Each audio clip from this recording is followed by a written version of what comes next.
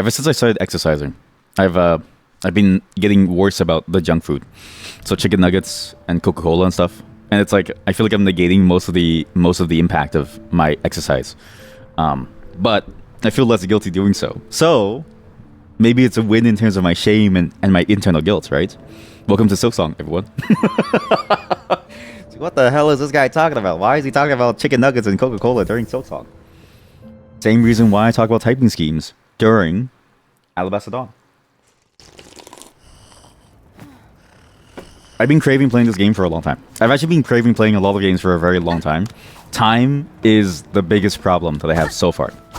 But this game in particular, because, you know, we've already gone so far that I'm so excited to see what's next. And I still don't know when the game gets hard. Like, the thing that's interesting to me is that I've read so much about people thinking that this game is super hard, but I still haven't reached that point. And so I'm curious to see what other people are seeing that I'm not. However, I did accidentally see a spoiler that I can't forget about anymore. And I tried my best to avoid it, but it was just in a random Reddit thread. So fuck you, Redditors. You sons of bitches. You actually failed me. And they went, yeah, Act 1 is pretty good, but in Act 2 and 3 get kind of crazy. I'm like, fuck! Why did you have to say that? Couldn't you just shut up, like, for once in your life? Like, god damn it! So yeah, because I got spoiled, you had to be spoiled too, because fuck you, okay? If I get spoiled, fuck you. You get spoiled too, buddy. So now, we know that there's an Act 1, Act 2, Act 3, whatever that means. Whatever it means, there's something out there for us to find, and I can't wait to see it, but just it does suck that we have that now. However, I wonder why our quests don't necessarily show that. -2. Well, it's not like any of you are playing the game. Actually, how many of you play a game, but then watch someone else play it at the same time? I need to know this, because I need to know whether or not I can trust you. Right? Because in my mind, the person who spoils themselves is as much of a psychopath as somebody like Ted Bundy. You know what I mean? Like, you were on the same level of fucked up as Ted Bundy was. Like, oh, this experience that I could be experiencing for myself. Oh yeah, why don't I watch someone else play it? That way I get to spoil myself. And it's like, what's wrong with you? Do you not enjoy your own life and your own happiness?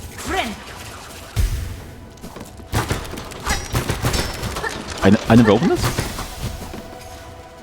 That's what I need to know. Because it's funny, because like, the moment I know that somebody's playing a game that I really want to play, I basically never bother watching them ever again. You put TED Ed videos on background while making fonts. You don't know what happened. Okay, well, you know what? It's similar in concept to the thing that I'm talking about, where you're playing games. But then you watch people play the game that you're trying to play yourself. So I'll let it pass. But it is funny that of all the things you chose, it's TED Ed. Why are you watching TED Ed stuff? And it's interesting too, because like TED Ed stuff, it's weird how TED Talks became the place to distill certain bits of knowledge. But then we still have these specialized avenues where you would distill knowledge from. Like, let's say you would go and, if you have a talk about game dev, you would go to GDC instead. Yeah, if it's something you want to play, you usually don't watch. Man, then after those, and you got, hey, Vsauce Michael here. Okay, but Vsauce is like, I think it's hard to avoid Vsauce, because Vsauce is sort of like, it's a bit like crack. It's hard to explain, but like, every time I've seen a Vsauce thing, I've never been able to sort of step away from the Vsauce magic. There's something that Vsauce does in his videos that hooks you, even though they're fundamentally boring. But it just sort of goes to show that, like, even if something is fundamentally boring, it doesn't mean that it's bad. It just means that everyone who's been talking about it so far sucks at talking about it, right? What? Why did I mark that? Right, I marked the Sinners Road because that's a new map. But why did I mark the left side again? I think I marked the left side because I could never get there. You put streams or videos when you play some of the boring games like PoE 2. Thank you for saying that it's a boring game, because now that you said that, I can't be told that I'm wrong for thinking that it's boring. Well, not boring, but it's like, you know, it definitely has not hit what I've been wanting. So, but it's interesting to see that is a common thing that people do. But I'm talking about like exactly what the other chatter is saying, where it's like, you know, you don't watch a game that you want to play. Because that's the thing that I've heard from many streamers, where they go, the reason why they don't play certain games on the release is because they know that everyone's playing it. So it's like your viewership suffers. But then I'm like, why are you suffering for your viewers? Like, that's the thing, okay? I want you, next time you hear a streamer say, oh, I don't want to play this game because I'm worried that like I won't have any viewers, ask them why they choose to suffer for people who don't care a single thing about them. Ask them why they choose to suffer because a stranger may not show up to say +2 or POG. Ask them deeply and then question them and then be like, free yourself. Like, get them to free themselves. Get them to free themselves from that, like, from those chains. I don't care about a single one of your opinions, for instance. I just play the games that I want to play. You don't mind spoilers even with movies. Okay, but you're actually like a sicko. Like, you're actually just a psychopath, sorry. You're actually like a psychopath. What do you mean you don't care about spoilers for things like movies? That's insanity. If it's their job, I guess it makes more sense then. Yeah, but then it's like, what's the point of being a streamer if you're not having fun with the job? Because that's the thing that always gets me, right? Is when it gets to become a job where you have to make sacrifices like a normal job, it's sort of like, at that point, why would you even want to be a streamer? Why not just be something else that pays you more, that has a much easier sort of like guarantee, right? Not to say that it's an easier job. I think streaming is probably one of the easier jobs out there, but not the easiest. But even then, you know, that like contest of like who suffers more doesn't really matter much, right? But still, it's just the idea of like, at that point, what do you enjoy about this? Maybe you might be a psychopath. Maybe, maybe streamer. I don't know any more about myself. Maybe. What do you like? You don't enjoy the mystique of finding something new. Like, okay, Alabaster Dawn, right? You don't know what's gonna come next. I'm trying to skip the story as much as I can, so I don't get spoiled, so I can get that first experience, like raw, untainted, like pure blue meth from Walter White's lab. Yeah. And you're over here. Do you even know why Walter White was making pure blue meth? Do you understand why he was doing something like that? Oh my god, what's this? Oh, it's a flea! Hey, little fella, wake up! Oh! Oh, this room. I was wondering why this is the room that I was thinking of when I went left on that side. I wasn't sure which one was which. Can I go backwards so I don't have to go all the way back down? Although you feel like when the game just comes out, and there's a lot of hype around it, is when you would get the most views for it, no matter how many other people will play it. Yeah, so that's my theory too, but I wasn't sure how substantiated that is, because I don't have the same mindset of looking for viewership, so I don't really measure viewership, right? Like, I literally don't know what people who come to me want to see. Nor do I really care. I am the most frustrating channel to watch on Twitch, because I do everything that I want to do, because this is just a side thing that I do, because I have too much free time, right?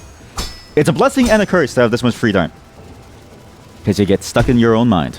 But anyways, so it's funny because I don't know actually how true that is, but that was my theory too, because it's like, people don't care about the game years after its release. Like, if you play Final Fantasy X today, nobody's gonna watch your stream. It's gonna be like a dead graveyard where you're laughing at the Titus Yuna laugh scene, and it's just you in pure silence. You guess you just see it as, if this 5-minute scene tells you the whole story of the movie/game, then maybe you shouldn't even play it. But like, isn't that contextual though? It's like saying, oh, no story should like, what you're saying is the same as no story should have a climax. Or like, you know, the story's arc should be played out at the same intensity all the way through, right? Like, doesn't that make for a more homogenized and that's a boring experience then, if the story is like the same intensity all the way through, and it's such that no 5 minutes are distinguishable from the next five minutes? Because then it's like, how do you know which 5 minutes that you're dropping into? It's sort of the thing that I'm trying to like get to with these spoilers, right? Because like, if you drop in at the most pivotal 5 minutes, like if you've never played System Shock 2, and you had no clue that Shodan was still alive and you came in at the stream when Shodan gets revealed, like that whole terrifying plot point sort of goes away and you would have no clue, right? And I use that as like a very old example, but there's many such examples within more recent games where the intensity of the story is very good all throughout, but still there are these key moments that happen that make you go, oh shit, like that's incredibly important. Or how about like coming in and you want to play The Last of Us and you come in at the moment where Joel goes crazy and kills everyone inside the hospital to save Ellie, right? It's like, yeah, that's a very intense moment, and it's not like that's the only in that tense moment, but that is like a key character, like that is a key plot point and a key character building plot point of the characters within that show. Then what do you do? That wouldn't tell you the whole story, though. I see what you mean. So you're looking at the whole value of the story and not just the pieces of it. But what I'm saying is that the whole story is made up of those important parts. And so I think you're wrong. Because it's like, it's not telling you the whole story, but the whole story is comprised of ups and downs. And if you know the key ups, what's the point of even going through those key downs too? Like, sure, you can see them and sort of recontextualize them within the story, and you can sort of get that experience on your own to get that contextualization, right?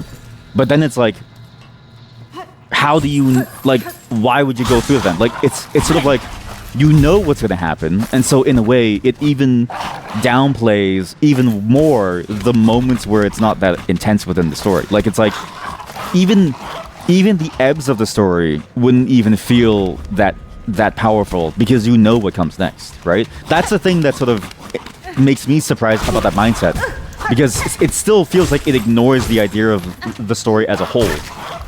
Like, it feels like you're saying it wouldn't bother to spoil, like it wouldn't spoil the story because you get a piece of it. But I'm saying that even getting pieces of it does spoil the whole story, because all of a story is related to each other. Like, you can't have one moment of a story divorced entirely from it. It's why even when you do things like story analysis, you have to analyze the story as a whole. I'm dead. I argue that you're wrong, but I'm curious to see this mindset, because this mindset, it's like talking to a serial killer. It's the same as like me talking to a serial killer, and they're going like, yeah, but what's the point? Yeah, but what's the point of something like human emotions? It's like, what the fuck do you mean, man? But then sometimes you come in when she sleeps with her brother, and then you're like, man, you gotta play that game. That is also true. There is that side too, where I'm like, some games, like, I will say that I agree with that it could drive interest in a game that you otherwise weren't interested in. Like, if you don't play visual novels, and then you see gameplay of the coffin of Andy and Lele, and then you see that one scene where they're in bed naked with each other, and then they're talking about being brothers and sisters, and then you're like, wait a minute, maybe I should check this out. Right? Because then it's like, you won't play visual novels, but like, this is so fucking weird that you kind of have to. There's worms. There are worms sucking away my silk. Is that bad? I think that's bad. Hey, can I get new silk, please? Yeah, give me a silk. I'm poisoned. You have to heal twice to get rid of the poison. So okay, so you get poisoned because they're sucking you. They're sucking your silk, and silk is basically spider milk, right? So just know that you were basically sucking off a spider's milk, and then you still have to heal again after, because it doesn't heal you. Cage with a simple lock. Leave me be, traveler. Better accept this kingdom's cruelty than rage helpless against it. The wasted in the cell are forgotten. There's no worse of fate than the haunting that binds Farloom's many fragile minds. As you wish, prisoner. Bye. Leave it, Bug. I accept my place. Very well, prisoner. Ah! I am a criminal. I deserve my punishment. Leave me be. Sorry, buddy. I can't leave you be. You're the only save spot in this entire zone. I actually need you. I actually do need to recover you in order to be able to heal. Which I'm gonna have to, because the poison thing is very annoying. Oh no. Oh my god, it's so nasty down there. It's the maggot pits. Of all the animals that I would be reborn as, I hope I never get reborn as a maggot. There's just something about swimming in filth and eating shit that would not make me happy. I'd be like, this is disgusting. It just feels so wrong. Also, I learned a little bit about the parrying because I was analyzing gameplay footage of myself. So I was doing VOD reviews of my own gameplay. I think I know how the parrying works now. The parrying is literally just hit at the same time that the enemy swings at you. So it's hard, but it is actually doable and it is worth it to do. I need to use these things. No, but I shouldn't. That's such a waste. I don't even know if I can buy them. Save those for a more important die. I'd rather die than use a healing item. I'd rather die than heal.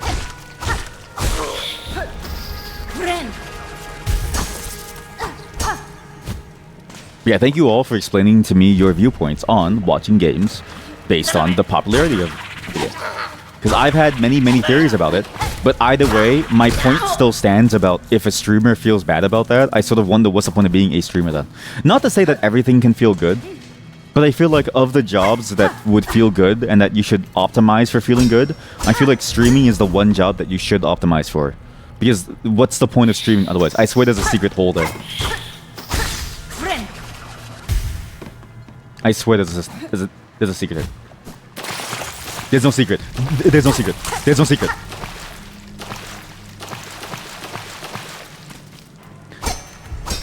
Especially, again, like it's just funny to me that people are so beholden to their clients. Not to say that you, not to say that you can't, because it is true. Like a streamer does have other monetary concerns that somebody like me who's doing things for fun doesn't have, right? But it's like, damn, like, are you really sort of free of any clients if your clientele is not just one person but a million people? It's sort of the same thing of like the fantasy that people have of becoming contractors, like of any kind. They sort of believe that now they're their own boss, but it's like, well, you're not really your own boss. You're actually at the mercy of a million other bosses, all of whom have some opinion on what you want to do. And so it's like you have to be able to maximize the value of that position, right? And then what is the value proposition of streaming? It really is just being able to play games for a it's like the value proposition of a streamer, in spite of the fact that you have a million people breathing down your neck at any moment, is that you get to have fun doing what you want to do. And you can't do that because of things like, oh, your viewership. What's the point of even doing it, right? That's boss decentralization. That's good. Holy shit, that's good. Boss decentralization. You know, somebody's gonna take that concept and then roll with it, right? This idea of like a Web3 employment network. Now your boss can be decentralized too. I'm actually surprised that that's not a real thing yet. I'm surprised that there's no employment platform based on finding a job that's about, oh, now your career can be decentralized. Maybe we're onto something. Maybe we're onto a new way to scam people. Give me a second. My wife.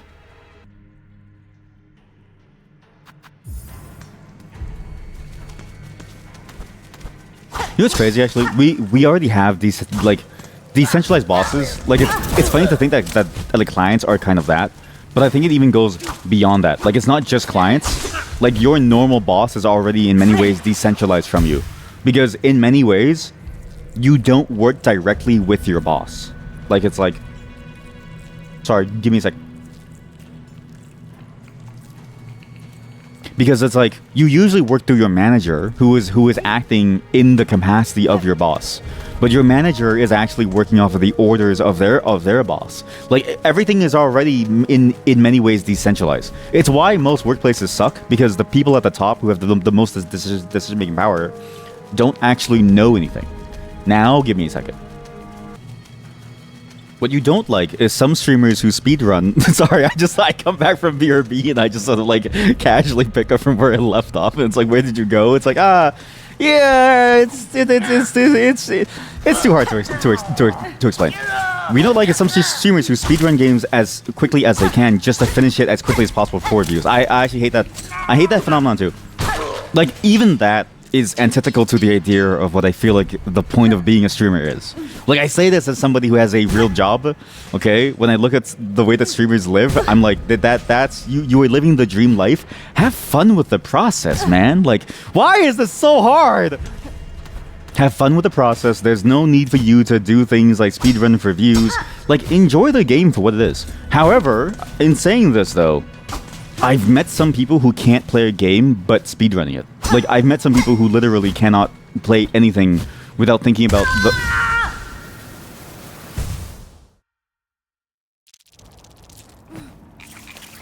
Fuck. My $700. Oh, my $700. Oh no, my 700 silk coins. Oh no. I've met some people who legitimately can't play a game without thinking about how to finish it the fastest way possible. So, on the one hand, it's like it sucks, but you know, I'm assuming this is not about those streamers, but I have noticed people like streamers like if people like that exist, then presumably they would be also streamers too. If anything, they'd be the most streamery type of people. Because I feel like speedrunning and the streaming sort of go hand in hand.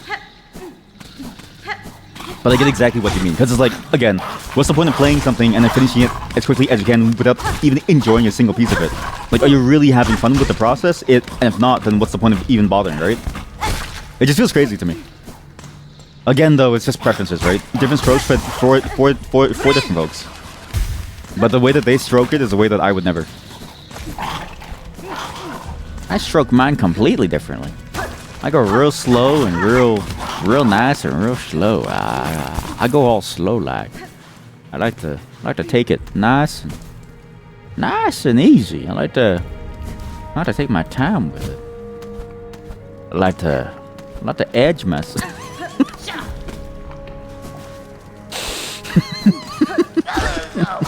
You have like different categories of gamers. You have the ones who play really fast, and it's like people look at them and they go, "Oh, these disgusting like the speedrunners." Because like this is the thing, okay? Speedrunning is the only category of thing, or like one of the few categories of life where you're congratulated for doing things as quickly as you can. Everything else, if you finish too quickly, people look at you and they go, "Why are you doing this?" Even within your workplace, you finishing quickly just makes it harder for your coworkers to live their life because now they have to meet your standard. Give me a second. And so it's like, it's funny that like speedrunners in particular are the one where it's like people really sort of look at it and they go, this is a great thing that we're doing here. Oh yeah, good job doing it as quickly as you can, and sort of almost ignoring the whole point of the experience, right?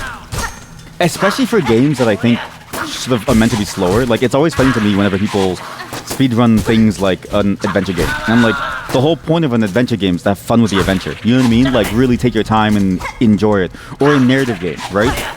Especially a narrative game like, say, Cyberpunk, let's say. If you speedrun Cyberpunk, I just look at you and I go, do you, like, what's the point? Why? Are you having fun? Or, like, why are you doing this to yourself? Like, just sit there and just enjoy this, like, weird world that's being built and have fun with it. The first time I played Cyberpunk on stream, it took me 1 hour to leave the starting zone because I bugged the game out to where people were, to where the police would shoot me and Jackie as we're eating noodles. Like, that's funny. But like, other people would look at that and they go, this is a waste of time. And they wouldn't even bother having fun with it. It really makes you sort of wonder, you know? Anyways, enough slander about speedrunners. They're trying their best in a very, very... It's like fast walkers and slow walkers, right? Fast walkers go, why are the slow walkers walking so slow? Fast walkers go, why are the fast walkers walking so fast? Did I get that right? Slow? Fast? Fuck it. I don't know. But it's like the exact same problem. The fast walk, slow walk continuum, basically. I've been here before, I swear I've been here before. Have I not? This is not. It's a whole new place. Oh, why does it look so familiar? Sewer maps all look the same. Ooh, that's cool! What are you? Hey, let me play a song for you. Can I play a song for you? You don't care about my song. My song is tainted by bugs. Because my song doesn't taste as good, you don't want to listen to me. You know, watching K-pop Demon Hunter, it's kind of interesting to sort of like think about the busking mindset.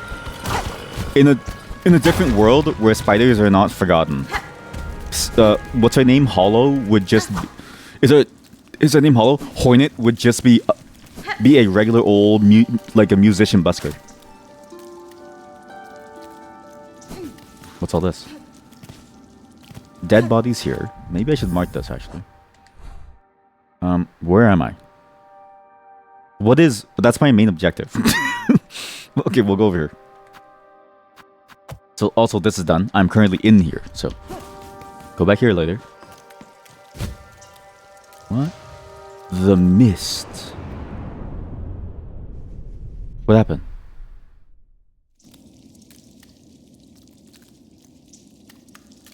Huh. You don't die. That's interesting. I thought you would die, but no, you actually just kind of float on. You just float on back.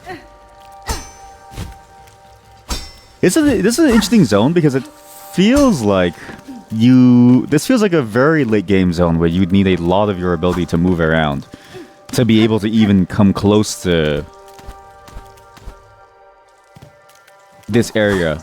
But then you also need a little bit more because you could even reach this zone without every single power, and you could actually... But you still wouldn't be able to finish it, it feels like. Like this whole area being disconnected from the Sinner's Road. But being so close to the Sinner's Road. Very fascinating connection. Whoa, whoa, whoa, what the fuck are you? Ah, ah! It's a silk ghost! It's a silk ghost! I can't kill it! Okay, I can't kill the ghost. Okay, that's cool to know. Ah! Ah!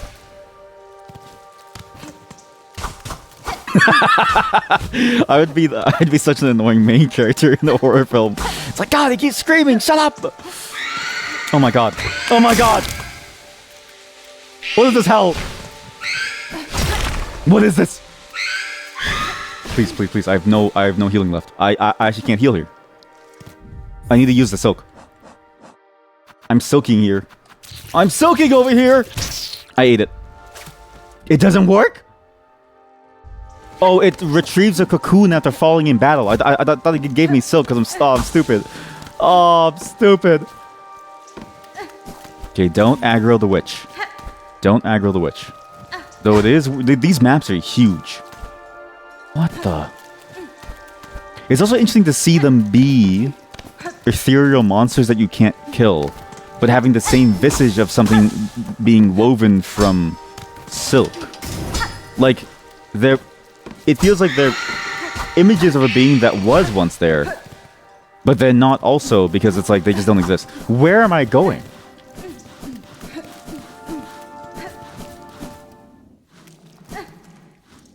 That's hard. I think I know what that room is. That room is if you don't go the exact correct way, then you'll never be able to find your way out. Holy shit. Ah! Maiga! Okay, you know what? Since it doesn't give me silk, but it just retrieves my body, I'm gonna use it to retrieve my body. Thank you. All my money. I need to buy some things. I need to buy some things. Do you have anything? No? Okay. We are gonna go to a train station. You also hate when streamers don't finish games that they start. That's there. Okay, but that's why we're doing this. That's why we're in this mindset and this mode, okay? That's why we're in the finishing games mode. I haven't started... okay, think of, aside from Silksong, what new games have I started within the past 3 months? Don't say Infra. Don't say everything that I've played so far. I haven't started a new game in a while.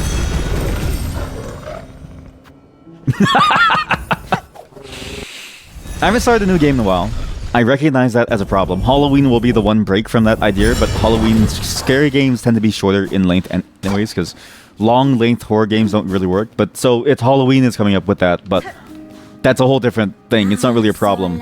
It's not a problem, okay? Is there any map that I can buy for Sinner's Road? Oh, right, her bell thing is gone. Right, all the good stuff is in Bellheart now. Oops. Hello. Wake up. We're gonna go to Bellheart. I mean, the thing about, I mean, still that goes back to the thing of like, because it's that's always gonna be like a pain point of this stream that I've always thought of, and it's that ultimately finishing is a social construct. Do you really finish anything? Edging chat. You know, thank you for understanding me, but also think about it like this, okay? This my stream is my stream. Oh wait, he's actually talking to me. I've seen the scale of suffering right across Farloom, Pavo, and I will admit fulfilling these requests may do a little to affect the cause. Even still, I found it a rewarding task because he was thanking me before, sorry. To aid another. The small warmth of it I had almost forgotten. Welcome, welcome. I thought he was saying the same thing as that. So, the thing is, right? Well, if the point of a stream is to have fun with it, and if I'm doing this on my own free time, I'm gonna optimize for my fun and not for the viewers. Because, and this is the hard part, the viewers don't care about me. But that's a good thing. I don't want the viewers to care about me. That's not the point of this stream. The point of this stream is not the foreign parasociality. The point of the stream is that I do things for fun.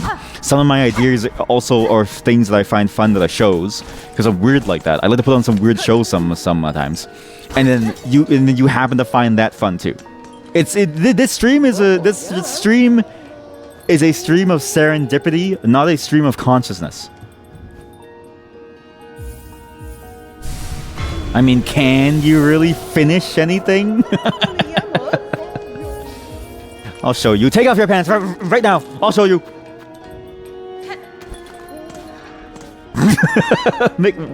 What's that flag? America, our stream. It's my calling. But yeah, this is a stream mostly of serendipity. Like this is it's mostly just a whatever I feel like doing thing versus necessarily something that is planned and designed around getting you to want to be here. And so it's sort of funny to think about it like that, because if I don't finish a game, that is how I intend to live my life, because I find that more fun than finishing some game. Because I'm gonna be real with you, some games are very difficult to finish. Like it's like Dream Daddy, it makes me more depressed than not trying to play the game. Not because it's full of Dream Daddies, but because it's so similar to my real life that it's very difficult. Who decides when something is finished? When the credits roll. Hello, Chakra. You do have mapping supplies. You said you had mapping supplies, and then you say you have no mapping supplies. Which one is it, Chakra? Which one is it? Okay, so I spent my money. I don't care about dying now. We can die as much as we want, because... Am I really dead? What if the game has no credits? Bad game. If a game... Think about this. If a game has no credits, then they don't care about their game developers. Therefore, you should not buy that game. Because it's a game designed to exploit human efforts. And not a game made by people for people. You're supporting a capitalistic enterprise that is entirely parasitic. Exactly. And after the credits, you can just start another run. That's so true. And just play forever. I'm gonna veto that suggestion. I'm gonna say that there are more fun things to do than playing the same thing forever and ever. Not to say that I wouldn't want to play the same game forever and ever, but to say that there's so much to do and to play that the moment that I'm done a game, it ceases to exist in my mind. Did you know that Blueprints still has so many more secrets, and there's a whole post-game version of that game's puzzles that I do want to do, but it's like I've seen the credits, and so it's like in a way it's kind of done for me. We actually need to finish that game because I don't think it's done yet. I just stopped playing it because I was like, I need a break from puzzles. But we have to actually go back to that game because it's not done yet. Or how in Infra, how I missed all of the really cool secrets, like whatever's going on within the bunker, whatever's going on within the cities, like whatever's going on within that like secret ARG thing, or like whatever that puzzle thing is. I'm assuming it's an ARG because it seems like an ARG, but like whatever that like red room puzzle was with the mushroom tea. There's things that we need to do, but it's like we have to sit through that and have to deal with that. So while there's games I would love to play forever, even the games that have a reason for me to continue playing, because it's not the end and there's still more to do, I haven't even gotten around to it because there's just not enough time to do something like that. What if the developer tricked you into and made the credits roll mid-game? I think that it's a bit obvious when it happens. Like it's very hard to sort of do that in a convincing way. So it's like, at least for me, I've never been surprised whenever that happens. Like I never look at that and then go, oh, like the credits have rolled and then the game is over. Okay, now I don't play anymore. I've always looked at that and then gone, oh, there's definitely more. Like in Blueprints, like in the Blueprints, right? That game, we know that there's more. It's so obvious that there's more because there's so much more rooms that you haven't even opened as part of the main facility, let alone as part of the game's mapping system. So it's like, something like that was very obvious. So far, I've never played something that has made me go like, oh, this is the end of the game for sure. I think the one that came closest to it was something like Near Automata, Near Automata, Near Automata, Near Far, Here, Everywhere, There, Near There, Where. And Silent Hill, by virtue of it being kind of an interesting storyline. Silent Hill 2 especially, because of its themes of like looping and stuff like that, which I kind of hate, because then I have to like play the game over and over and over. But for the most part, I feel like it's too obvious when the game has more to do, and so it's like it's not really a hard premise to like look at the experience and go, ah, there's more here that I have to do.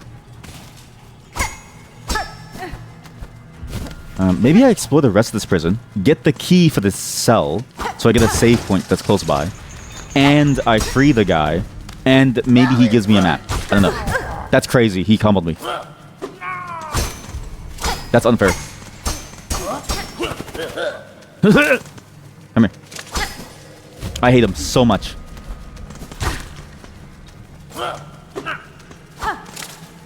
This is why I'd rather have spiders. At least spiders don't fly around and then bother you and then sting you.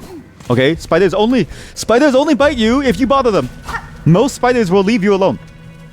Most spiders won't hurt you. Most spiders are more afraid of being hurt than they are of wanting to hurt you. They're easier to deal with than whatever that thing was. I hate that thing.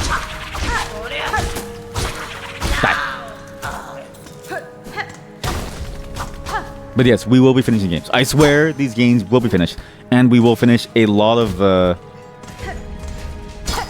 things that I know aren't finished, but I haven't really wanted to go back to them yet. Like Blueprints, it's a fun puzzle game, but that game is like, it's super intense on the puzzling that you kind of need to have a break in between to be able to, I think, sustain yourself. Because I think just going at it constantly is like, that's a quick road to insanity. Or even something like Infra, where it's like you don't really want to be able to do that whole thing over and over and over. Where you kind of want your own break time. Please come up. Something's blocking it. Hello? Child-wielding needle. These are stellar roads, ill-fitted for warriors such as ourselves. There is fair combat here against the roach beasts and their keepers, but the air is sickly and the water rides with parasites. The environment is harsh indeed, though life seems to adapt itself to many hardships. Do you believe your master traveled these roads? I thought not at first, but upon a closer search, I found the fragments of a trail winding through these fetid ruins. Perhaps she saw something here that I did not. Her senses are often keen where mine are clouded. Give me the map. Purchase the last restock. Okay, bye. In this moment, I have no items. Okay, I'm gonna figure out why this thing's broken. It's not down here. That's crazy. I thought the mechanism started from the floor. The mechanism starts from the sky. What do you mean the mechanism doesn't start from the floor? What the? Should have put finish one game a week for accountability circle. Okay, but then it's a problem of like that. But then it's like based on your first point, right? You hate when streamers speedrun games instead of enjoying the experience just to get views. It's the same thing of like you wouldn't want to see me speedrun a game just to be able to meet some arbitrary standard, right? If anything, this is the cost of having a streamer play a game because they want to have fun with the process. This is the cost of having a stream where you don't see the streamer hate their life. And then you think to yourself why they hate their life. Like their life is basically as perfect as you could get playing games, right? Like that's a good life to have, yeah? Obviously this discounts all sorts of things, like, you know, even even the most famous, well-off person has some struggle that they go through. So it's like, it really discounts the difficulties that mental anguish sort of has on you, no matter your level of status. But I'm just saying, like, would you, like, I don't think you want to see a world where I do an accountability circle and I finish a game a week. It would be so awful for you as a viewer to watch me be depressed or angry playing games. Because there's angry at the game because I get frustrated at being bad at it, and then there's angry at the game because I don't want to do it. And I think that is like a wholly painful experience. It's actually the sweet spot of the stream where it's like, it's why I will sometimes just disappear for like weeks. Because it's like, I don't want to do anything involving the stream. Like, again, one day, this stream and I will disappear. Because A, it doesn't make me money, so it's like it has to disappear at some point, okay? But B, you know what? If it did make me money, I would feel a little bit more content about playing games. I will say this. As much as I say don't sub, because I do think it's sort of like stupid for the degree that you pay for it, at least on this channel. It is sort of like, the one thing that's interesting is that the money would make it much easier to manage, because then it's like there's no reality of life that you have to deal with. Obviously, right? If you can ignore the realities of life gets easier. That's like, yeah, of course, right? But especially for something like playing these games and having to be here sitting playing games, like the mental load that is, okay, how am I going to balance my time till I do all this? Some days it's easier for me to just say I'm not going to stream because I've got too much of life to like deal with. Whereas if life was managed, right? Again, it's like obviously, right? Sir, like Sherlock, that's like a very obvious answer, but still, it is something to consider. I do think about that often, of like, even in a world where I did have to finish games once every week, it might actually be fun if only I could do this as the only thing that I had to do, and not as a thing that I do on the side of everything else. It's why streams have been 5 hours lately, because there's just not enough time. I have to do stuff. Not that that's a bad thing. I'm just saying that there's like a lot of things to do. You know what I mean? Life is complicated. Burn. And even my amount of playing time is way more than most people's playing time. Like, most people don't play for this often, even. So it's like, I'm already very much an outlier, right? Like, my co-hosts, like, say, Megan A and Herb and stuff? Nothing against them, okay? This is not to say that this is, like, a thing against them, but it's just pointing out that they are living in a much harsher reality where you might see Megan A stream once a week, let's say. And that's just life. Because honestly, once my life gets busier and I actually have a more stable thing that's not just contracts after contracts, I might stream 2 times a week, maybe even 1. But at least then I wouldn't have to play a game every week to try to finish it. I could just play the games that I want to on the one day off, and I would have fun with my life. There we go. Get the roots out of here. Crush me in between the gears. Crush me.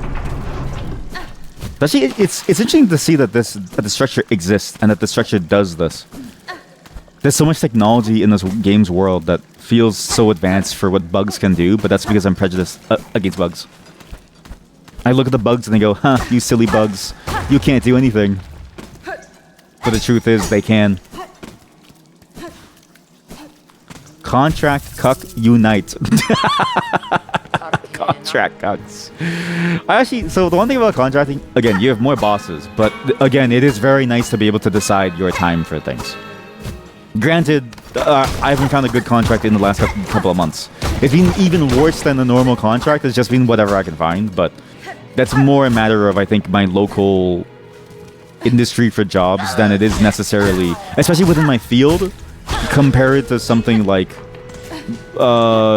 it's hard to find a job. Like, I think it's just more like a local circumstance of like how my career is personally, as well as like what is available to me within my career, than it is necessarily an indication of the market as a whole. But I don't know, because my friends who go to school for things like STEM, for science, they now work at, they all work at retail stores, and that's maybe a bad sign that maybe things aren't going too well. And this is all people who are in the 30s, who in the last several years we still haven't found any job.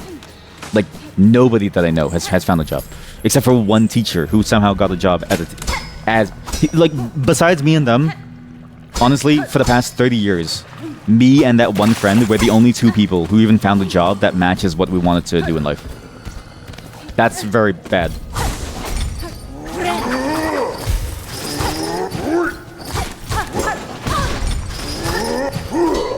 You have spikes on your back. Okay, I'm gonna leave you. I'm sorry for bothering you. You're really good, man.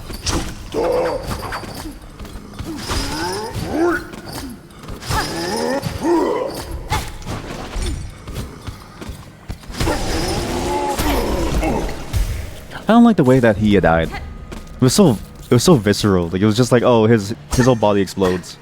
I kinda, God damn it!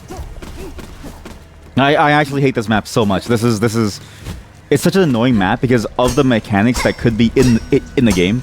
Having to get 2 heals is super annoying to manage. Not that it's hard to do, but because it's like, it's tedious. It's tedious to farm up the healing to get rid of the poison. And I hate puzzles like that where you have to wait for the thing to come back to you. I'm just not a big fan of this whole zone. Please tell me that that stays there. Okay, good.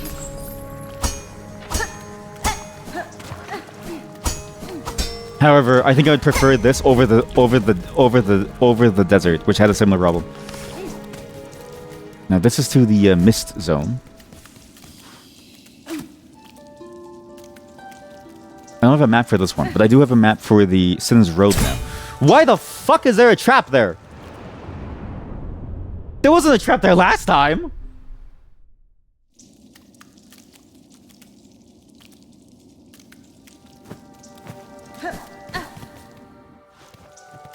Wait, this is a whole different zone now.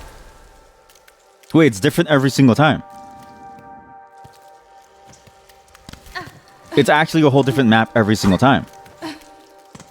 I thought it was that the pathway that you took changed it.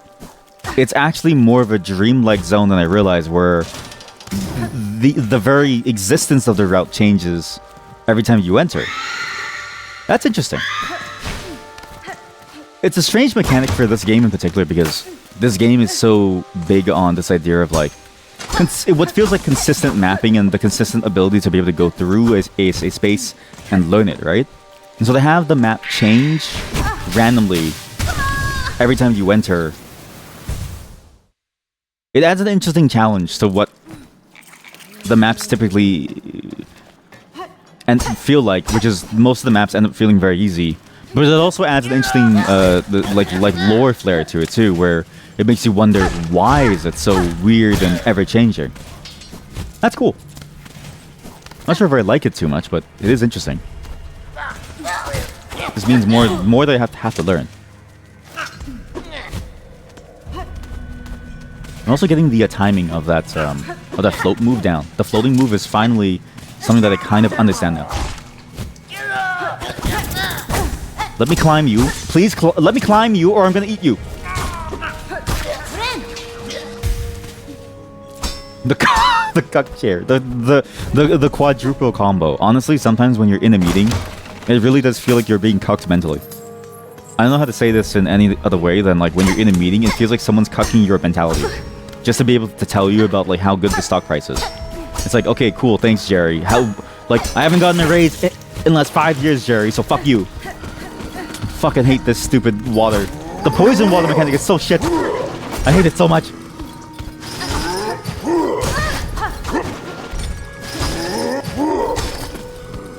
Thanks, Jerry. I hate this map so much. It's such a piss off.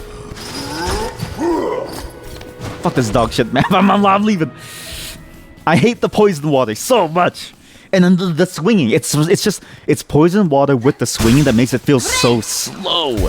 It's so slow. You have to play so safe and carefully, and it's like it's so different from the rest of the game. It's so boring. Thanks, Jerry. Fuck you, Jerry. You know, it's funny that I used the name Jerry because like I did have one coworker named Jerry who I did kind of hate because they were kind of like bad and mean to me for no reason. And so I just use that name as my catch-all for whenever I need to make fun of someone. Fuck you, Jerry. Jerry, you're an asshole, Jerry. But if you're not my Jerry, then you're cool, man. It's okay. Maybe this isn't a random map. I actually can't tell anymore. But I have gone down now compared to going up last time. But I don't know where this would lead to. That's different. Okay, this seems familiar. This does not seem familiar. Oops. Never mind. No, you know what, man? Maybe I'll bother you. Come here. I wonder why these things are trying to eat me. Besides the obvious of, like, maybe the silk is a source of their power and they want it, right? Because I'm the only silk person here? Oh, shoot.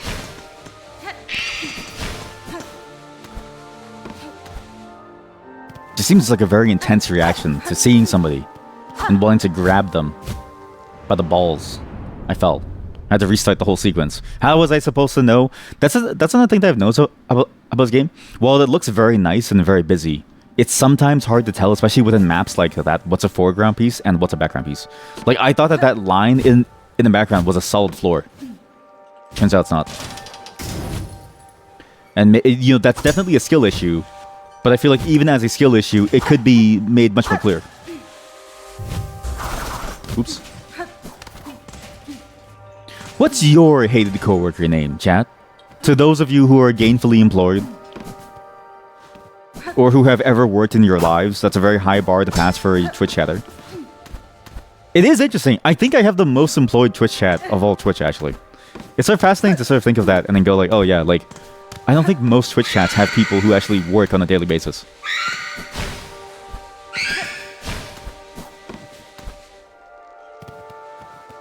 Okay, not...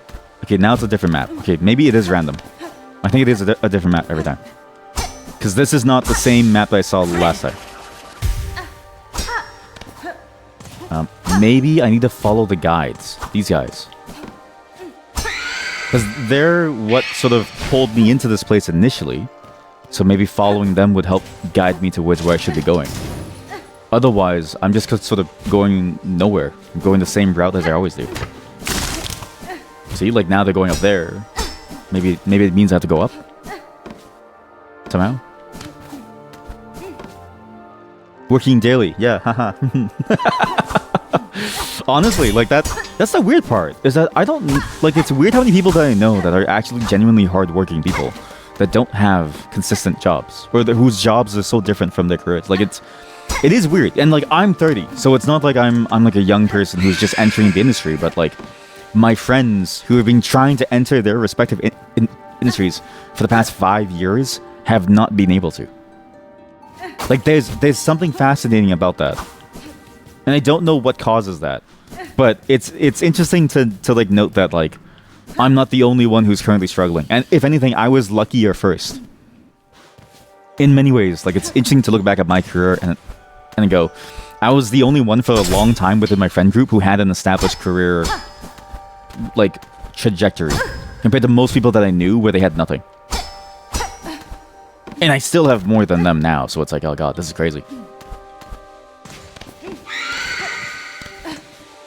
Anyways, that's why you shouldn't sub to me. Because if you think about it, right? It's kind of crazy to me that a lot of people will sub at the cost of their own finances. Because it's like, if you sub, but you're here bemoaning the fact that you don't have like a daily working job. And that's a daily sort of like, a daily consistent way to earn like a living.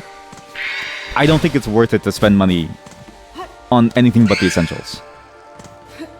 Not to say that it's not a good value because you're technically paying for something to keep on going, but it's like, that's why I have that mindset here. It's why the stream is structured the way it is, and it's why it's frustrating for you, because it's made to be fun for me, because ultimately, you know, like, you shut up, bitch, you don't got that money to pay me. I'm just kidding.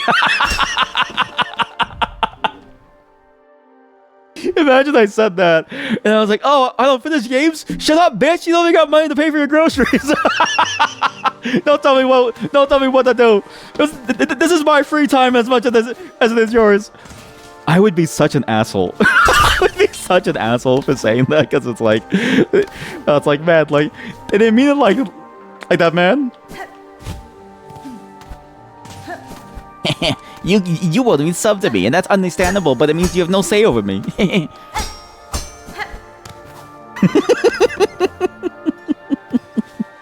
It reminds me of so many different like streamer controversies where people have actually said that unironically to normal people, and it's like, what is going on?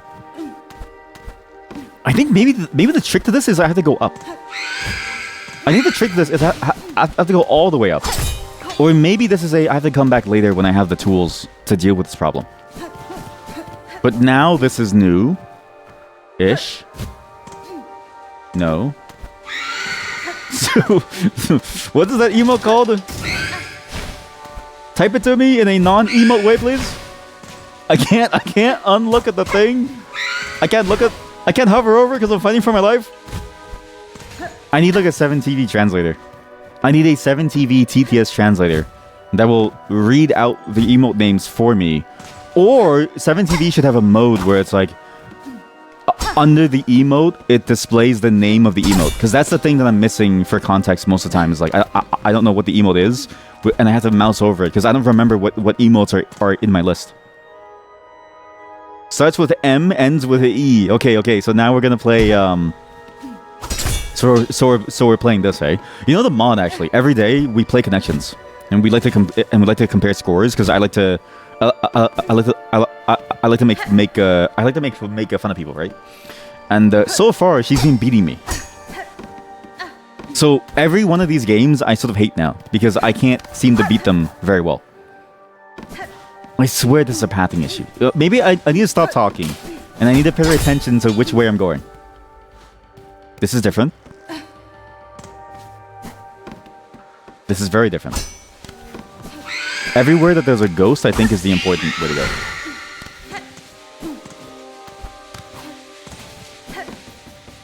Do I go left here? No. Wait, yes, this is different.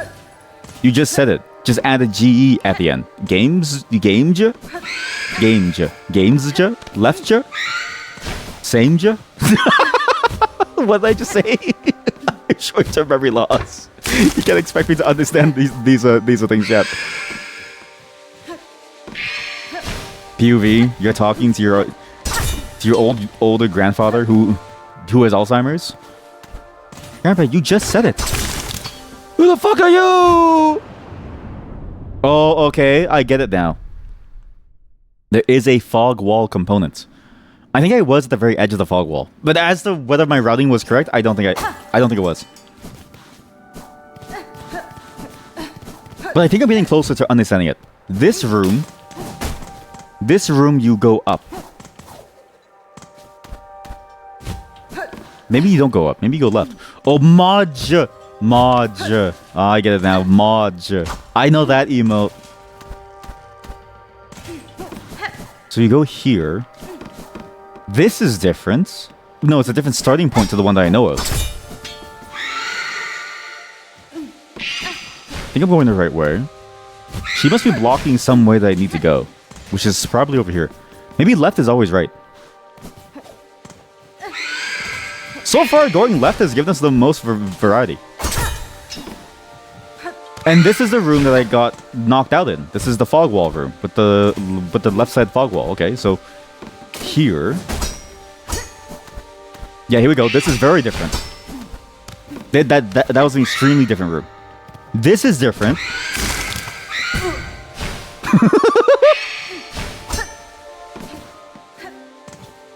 Sorry, that was like a demented laugh.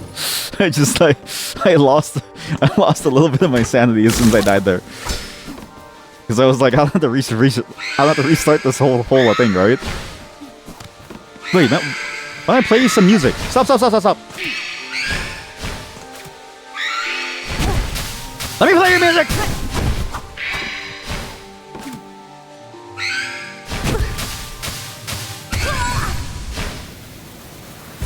I don't get it. I don't think we're supposed to be there yet. I think we come back there later. I think we have to go through this awful, god-awful poison place. Oh god, there's a whole essay about your most hated colleague. Okay, wait. I'm gonna read this as I fight for my life. But if I fall in the poison, it's your fault. Your most hated colleague is whoever comes up with new stupid rules, like every 6 months or so. Don't really remember their names, though.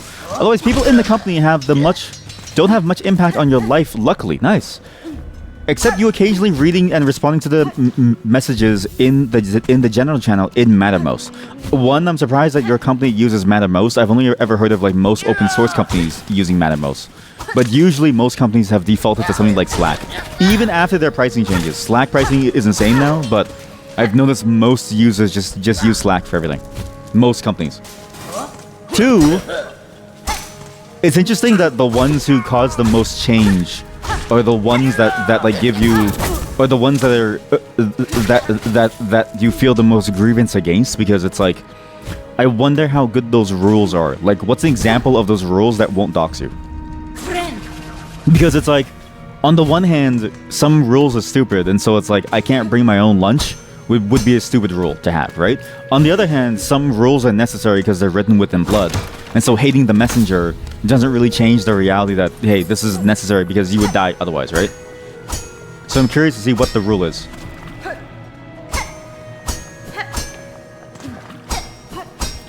Finally. Fall! Sorry. Get my body, and then we're gonna leave, and we'll do something else. We're gonna do everything except for this zone. I think this zone has to be the final zone. I don't think this is it yet. So all of the right side.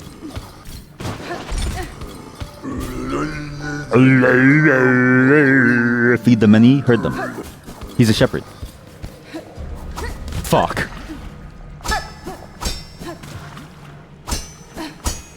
Because that's the funny thing about rules, is that some rules are necessary, because without them, life would be so much worse for everybody without a rule. But almost always, the person who makes the announcement is hated for it, because humans are very bad, and sort of it's easy for us to sort of forget that the person who usually makes those things is usually divorced from the actual announcement of the thing. It's like the face of the matter versus the actual maker of the matter, right? That sounds like a cool rap line. Face of the matter, maker of the matter. Mind over matter. Oh shit. I get your patterns down. I parried that. That was actually a successful parry. Because I was thinking, like, if I tap it here and then I dash, would that work? And it did. Hey, now I know. Okay, I don't know how to parry this thing though.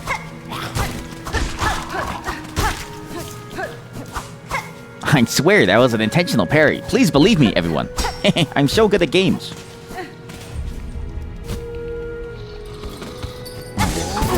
Okay, I missed the parry there. Okay, that was bad. Uh-oh. Oi, Gamo. Did he just say Gomu Gomu?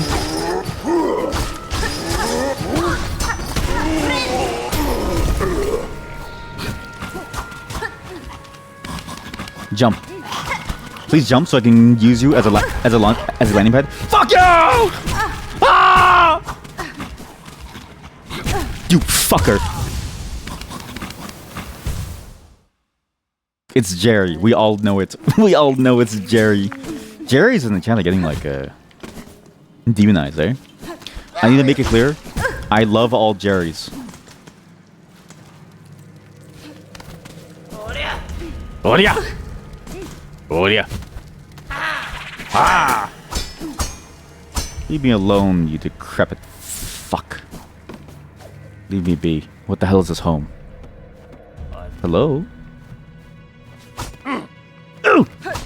Get out, Oi! Why are you coming here, all treading muck with that nasty looking poker by your side, eh? Krull and Benjamin. Yeah, why you coming in here? We ain't done nothing wrong. We ain't all twisted like them roach keepers. She's coming to kill us, Benjamin. Sublime and end for us, old mate. Ha ha ha! I mean you no harm, good bugs. I cut down only those who bar my path. So please get out of the way before I cut you down. That's also a crazy statement to say, I cut down those who bar my path. It's like, okay, what if they say, hey, sorry, you can't come in, it's not finished yet? Like, what if all these bugs have been trying to say, hey, you can't be here because it's not finished yet? And then I cut them down because they're just doing their job. Sorry, I didn't even skip that, by the way. I hate that the shoulder button didn't skip it. The roaches outside, why they cut them pendants? It's even dangerous creature to cage or tame. Us more bugs gotta eat, don't we? They're wild, fast breeders, them mug roaches. Hard shells and tough meat. You can even crack them open, but the options aren't plentiful, so we ain't choosy. They eat these? Ew. Ain't so bad to eat once you're used to it. The guts is the best bit, But them's a choice cut. We ain't had it for ages now. Let's go, man. Life is tough, alright. Benjamin's here wasting away before us, poor wretch. Those are your emotions, eh, Missy? How about you put that poker to good use? Go poach some roaches and get some tasty guts. There'd be a fair trade waiting for me. Yeah, sure. You want roach guts? Yeah, go ahead. Hassle, man. I reckon you don't know how much trouble you promised yourself just now, Missy. Well, best you get to it. Muck roaches are everywhere along these old roads. Just find a few and pluck their guts out. Easy as sin. It said that the Moors used to grow a bounty of fresh food way back before that citadel said us about catching their falling thread. What? These people catch their falling thread from the citadel. Sounds right lovely, eh, Missy? Always eat and never troubled by no grumbling belly. Man, I know. You're like a hatchling, and you're so given to fancies. Now breeding roaches is what keeps us from starving. Then just working at the finest diet, but we ain't complaining. Especially as more and more of them keepers are succumbing to the strange sickness. Only means more meat for us. Why would they... Well, still waiting on the real chat. Sorry. Why would they have to capture the thread that's falling from the citadel? Oh, I think I know why they'd have to capture it. There's only one reason why they'd have to capture the thread. There's no more spiders. There's never been any spiders. There's actually been a drought of spiders since forever ago. They probably have 0 spiders since forever ago, and that's why they've had to collect the silk that falls, because if they don't, well, there's no more. There's none extra. Steam room. That's weird. I can enter from the bottom side. I need to get my body, though. Presumably, that's why they have this problem where it's like, oh yeah, they had to go and like...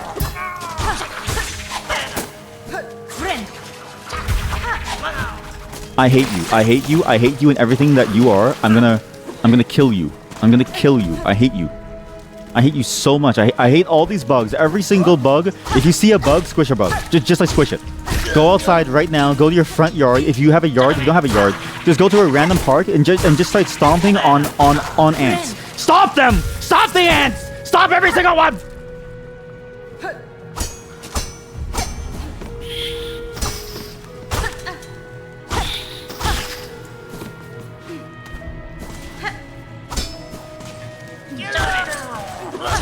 That was so uncouth of me. I apologize for my outburst earlier today. I hope that you don't think any worse of me. That's usually not who I am.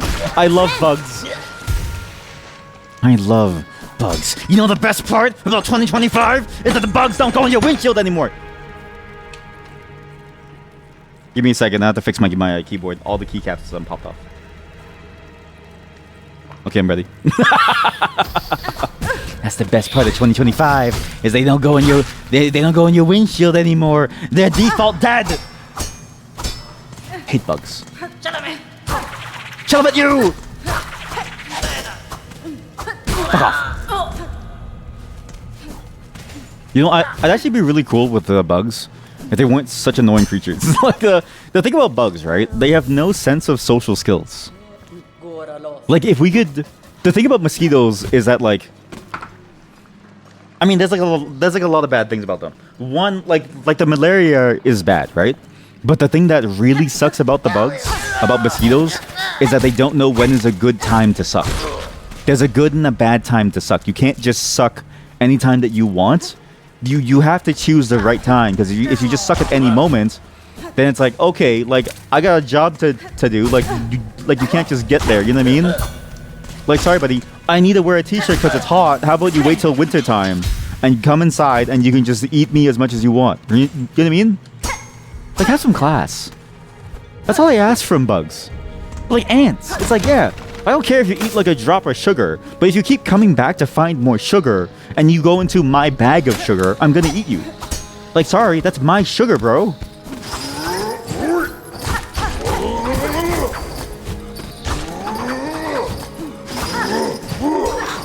Please dash away so I can move, please.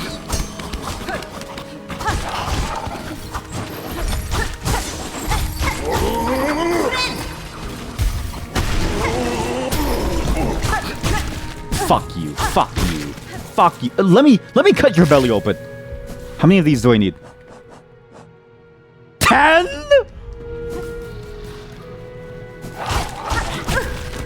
Stupid animals. Stupid roaches. I hate this. I hate this. I hate these animals.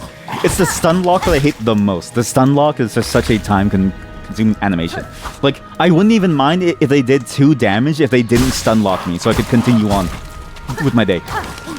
Like, every time you get... Okay, this is my argument against stun locking players, is players don't have much free time.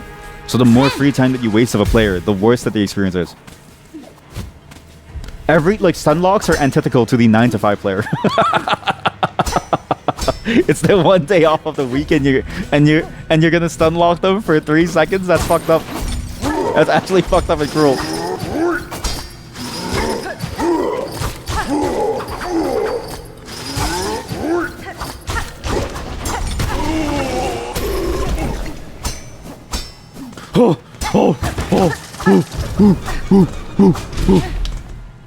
We're free. And now I'm inside not the cavern that I thought it would be.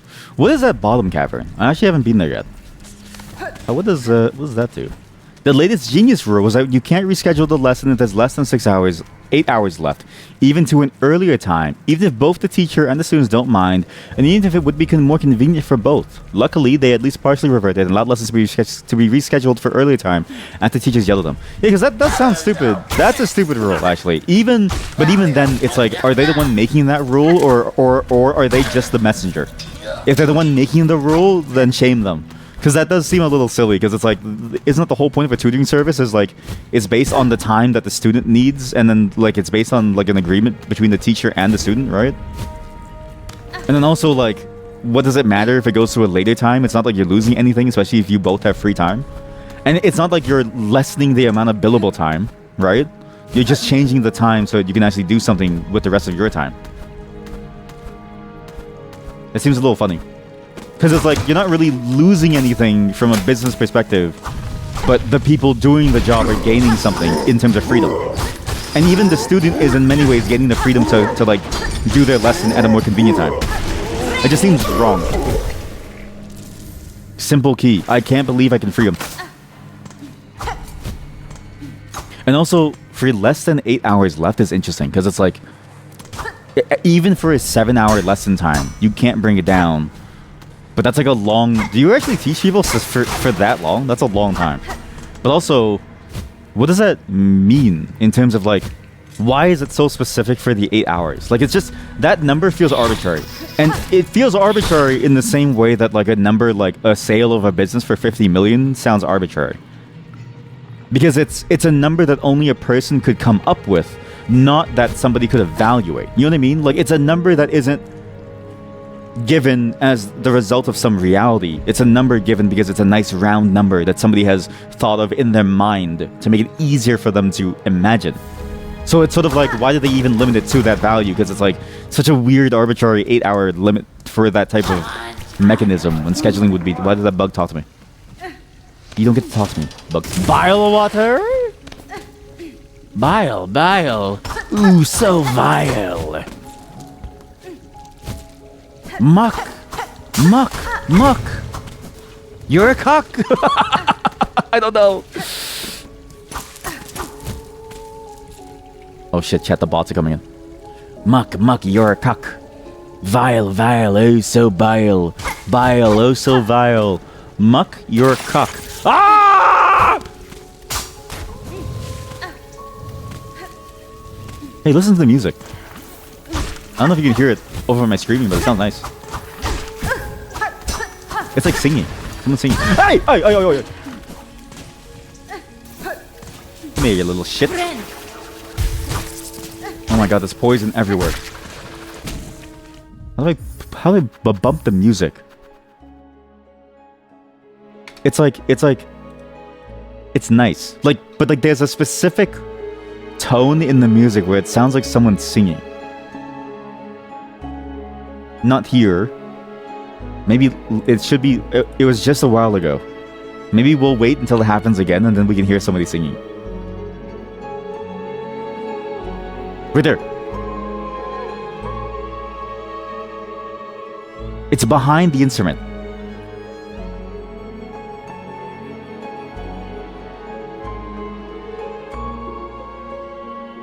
And even there, it's in the background. That's fascinating. So far in the game, like, there's been an element of singing within the game, but not to this degree. It sort of feels like a lot of the singing in this game is more so a way to convey some storyline and not really a part of any of the music, because it's like these are not people, these are bugs, right? So it's fascinating to sort of see that happen. You love when classes were cancelled. It's like it's like a small surprise. Today you can chill. Yeah, nowadays like workplaces don't get cancelled. Like it's like how often do you get to work in something like the I was gonna make a really insensitive joke. I was gonna make a really insensitive joke. But yeah, how often does like a workplace get cancelled, right? Same with snow days. I'm like, some days it snows so much that I'm like, I really don't want to come into work today of all days. But for some reason, snow days are only for kids. It's like, it's not cereal. It's not like tricks. Like, why is it that we have to commute in this awful timeline for fucking nothing, man? And obviously I'm spoiled because commuting is not that bad, but still, it's like the risk. And then when you get stranded, it's like, oh shit, now I'm stranded. Now I can't do anything. Fuck you! 2 balls in my face.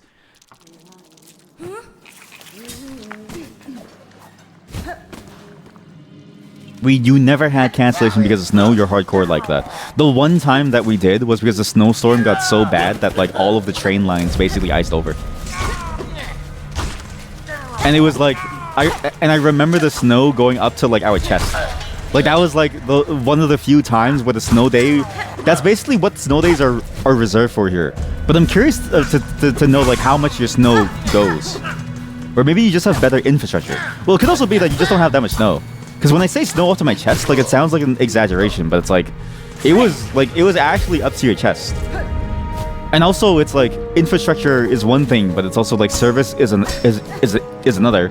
I don't doubt that maybe you're more prepared for the snow thing, but it's like, because I don't know how bad winters are everywhere else. Japanese winter seems kind of cool. Japanese winter seems pretty chill. Whereas like Canadian winters are like, it can range from pretty bad to like there's snow up to your chest. And then it's like, what do you do at that point, right? Because even no matter how good your quality of service is, I don't think there's any possible way that your service could somehow overcome the effects of something like snow up to your chest. Like you literally, in many ways, you can't predict that. Oh! Garmond, how dank and fetid are these ancient roads, sister? My delicate whiskers are nearly overcome by the stench of evil in the air. Woe betide those with delicate senses, such as poor Zaza here. The shadow of that ghastly citadel falls heavily upon this place. I've seen many mighty structures fall to decay in my time. Such places often become home to predators. Keep your sights trained on what lurks in the fog, sirs. Take care, Garment. Whatever dangers these lands present, I'm sure what waits in the citadel will be worse. Aye, sister. Until that citadel is reached and justice is served, Zaza and I shall not fail. Though I will say, of the things that Canada does do well, preparation for a yearly event somehow never seems to go well. Like it's funny how many times like a train delay will occur, and it's like every single year. It's not like the snow is a surprise. Like we have snow every single year, same with ice, and they're never truly ready for it. And I don't know why. Like I wish I knew why so I could criticize it fairly. And the reason may be even more sad. Like the reason may end up being something like because funding has been cut, and so therefore it's literally impossible for people working the transit systems to even maintain against such a thing. But there have been so many times when I remember our train system would go down every single winter, it felt like. And it's like we have winter every year. It's not like it changed this year. It's all the same time frame when it happens too. But we're just never ready for it. Use the simple key. Hello, traveler. So I am freed, despite no request of mine for aid. And I do not ask gratitude. The key merely fit the lock. If you choose, stay in here and wait until your shell hardens the crust. No, I shall depart shortly. With my way clear, my wish again propels me, though I try to avoid it. Then safe journey, Tallbug. I'll not pry further. Clearly you bear your own burden. This is Farlum Warrior. Safety is amiss. What is a myth? What is his role? I've never seen him before. Looked at it. Sorry, I didn't mean to go. Sorry. I wonder what he does now as a job. What does he do for a living here? I need to kill more of these bugs for their... Give me your stomach! We're actually playing this game, actually. So it's interesting that we played the Alabaster Dawn demo, because that demo of the game was really good, because one thing I really enjoy that this game sort of has hints of is the need to farm for certain resources, right? And like something about that grindy aspect of Alabaster Dawn and the crosscode was really good. But in Alabaster Dawn, it seemed like a much better version of it. That demo that we played before Silksong. I'm excited for the game. That's gonna be my Silksong after Silksong. Like it's gonna be the Silksong of its genre, and then this is Silksong of Metroidvania. I hate you. You know that? I hate you. I hate every single one of you. Oh, that's actually hardcore. You actually see their guts ripped open. I've actually noticed like most places have really bad snow infrastructure, like snow preparedness. It's funny to think that I thought he said he was gonna go. Why is he still in his cage? You're like a rat trapped in your cage, man. Just leave. You're free now, sir. Give me your chair. Your chair is a rest spot. Please, I'm begging you. Yeah, basically the rule before was that if there's less than 8 hours, students could reschedule if the teacher had available time. If they cancel completely instead of rescheduling, then they would still pay. So which makes sense, yeah. And then it's like,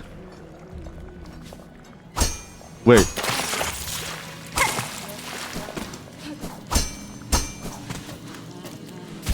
Basically, before the rule was that if there's less than 8 hours, students could reschedule if teacher had available time slots open. Why'd they change it? What was wrong about that system?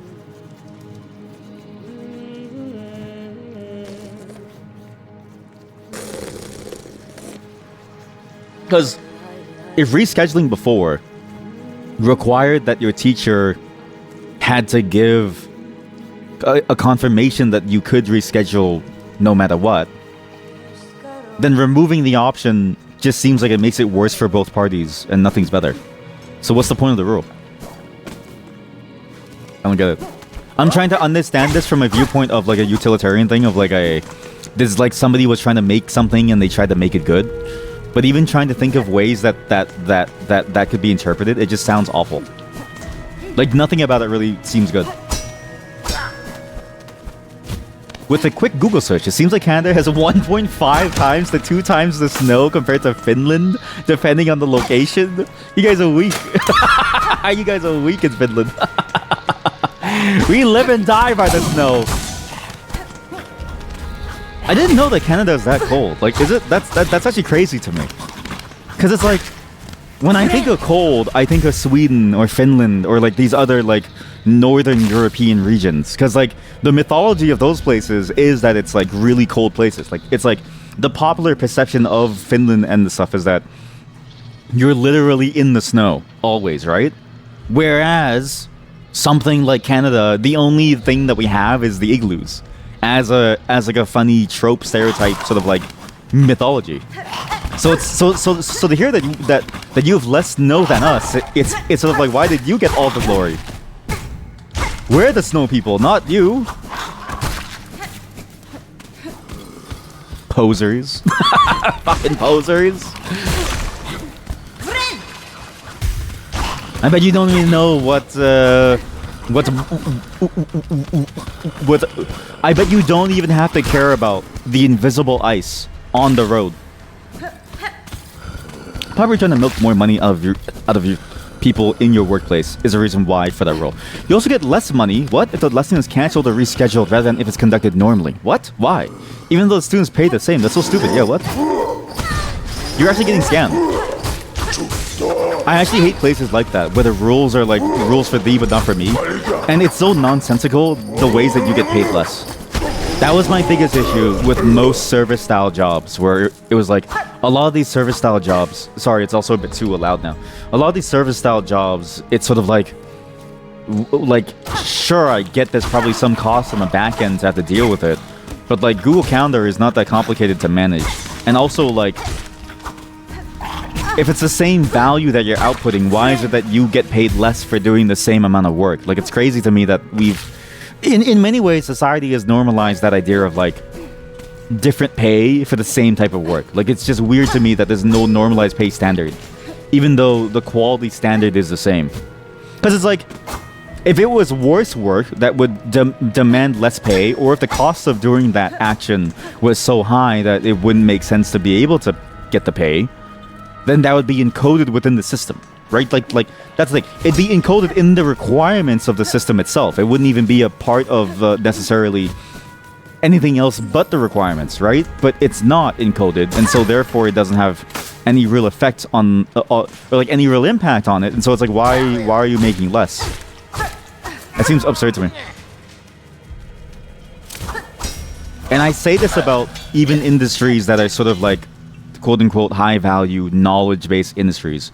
Like I don't, especially for something like programming, for a lot of programming jobs, the value is, and sort of the changes in the value scope, the value range that people would pay you, it differs so much sometimes. I sort of wonder, like, why is one person considered a senior but another person isn't, right? I still think about this a lot. How at my first job, I'm doing everything that the seniors in my company were doing, but I'm also doing more than them because I'm doing multiple different things at the same time. And when I asked for a raise, my boss, he told me to think about what a senior is. And I was like, that's your job. Not to say that I can't think of that, but like if you're asking me what I think a senior is, and because you don't know if I'm hitting the metrics, then how is this person a senior? You should be defining the metrics yourself. You know what I mean? Similar concept. Like it's crazy to me. Here's your guts. Oh, someone's carrying a delectable scent. Come to deliver us what you promised, Missy? I did. Your roach guts. Eat it. Stuff it in your mouth. Disgusting creatures. Sentaso. Ah, that smell. So overwhelming. I'd never seen so many roach guts at once. Benji, me old mate, get a grip on yourself. These guts still need cutting and cleaning and stewing. You got a lot of work ahead of you. Oh no. Find my meat curl if it means such a feast. We'll be eating like they do up in the Citadel soon enough. And what about you, Missy? You be joining us for this exquisite meal? I'm afraid not, sirs. It's fucking disgusting. This is raw! I must keep moving, and I feel the taste of such a delicacy is wasted on me. She's so smooth with it. Like, she's so good at saying, no, that's disgusting, but in a way that doesn't make people feel bad. Narrows over as much. Two can sing, but three's too many, eh? That's true! They always call it a duet. I don't think there's a word for triple, no? Like, how do you do triple singers? It's just duet. Still, maybe this tool is enough for you to... I remember his by. A pointed weapon of my own making from when I used to wrangle the muck roaches myself. I bet you'll get some good use of it. Tax. Benny Frank. The beasts of side and the masters alike are all ensnared by this land's silken affliction. You are lucky bugs to have not succumbed. The haunting? Oh, we've got that all worked out. Benjamin and me are a right pair of philosophers when we bend our minds to it. If it's faith that gets you, it's all caused by being too devout. Yeah, or maybe not being devout enough. Maybe it's safest not to think about at all. We're all fine here, miss. Content, like. Perhaps it were time you made your way, eh? Yeah, be in your way. And thanks for your help here. Tax. You know what's crazy? It's strange to me that tax are a real tool that people use. But they're so easy to misuse because if you drop one, it becomes like a health and safety hazard so quickly. I hate needles of any kind, but tax especially because I stepped on one when I was younger and it embedded itself deep into my foot and I was like, oh shit, here we go. And I remember crying my eyes out because it hurt so much. You just don't forget an experience like that. Aww. Temperature-wise, it's not that different. It really depends on the location. Coldest day in Finland 2024 was 44.3 degrees Celsius, while in Canada, 51.5 degrees Celsius. Toronto, minus 16 degrees Celsius. Ottawa, minus 33.3 degrees Celsius. Okay, well, wherever you got those stats from was a lie. I say this as somebody who lives literally within one of the cities that you listed. The coldest day within these cities was not the number that you gave, and I think your AI broke. That's like prime example of why you shouldn't use AI to get answers. It literally hallucinated something there. I'm telling you right now, the number that you got for like 2 of those cities actually is completely wrong. Unless you formatted it differently. But coldest day in Canada probably makes sense because Canada is just a massive region. But for the cities, it's I'm sorry, but this is wrong. That's like the best example of what happens when AI usage is done without any attempt at sort of trying to fact check it from various sources. Because there's no way the number is that low for, say, Toronto particularly. Toronto has gotten some very low temperatures. Here, look. The coldest day in Toronto ever recorded was minus 31 degrees Celsius on January 4th, 1981. The wind chill on the day was minus 44.7 from centennialcollege.ca, which is a school of ours, one of our post-secondary places. We can also go to toronto.weatherstats.ca, which is an interesting site, which has like real stats. It's strange. But yeah, that's sort of interesting to say that like that's like the coldest day that it's ever been within that city when I know for sure it hasn't been. Like that's the hallucination. CBC.ca.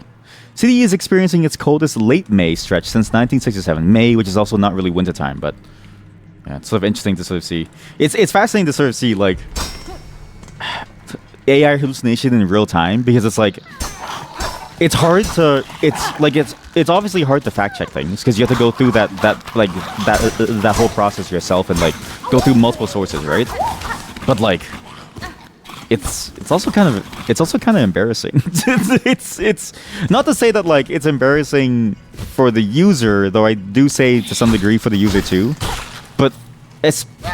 But mainly for the tool that it costs that much power and it still can't get something like that right. Because from a quick Google search, I'm finding various different sources that all explain across a large period of a time, and which allows me to like fact check it. Somehow, this tool that is meant to scrape the entire internet and gain all that knowledge hasn't been able to do so, and it sort of makes you wonder what's the point of us investing so much into something like AI when it can't even do something like that. I say this as somebody who understands the technology, who's interested in its development, and I still go, I don't think it's worth it. Because that's insanity to me.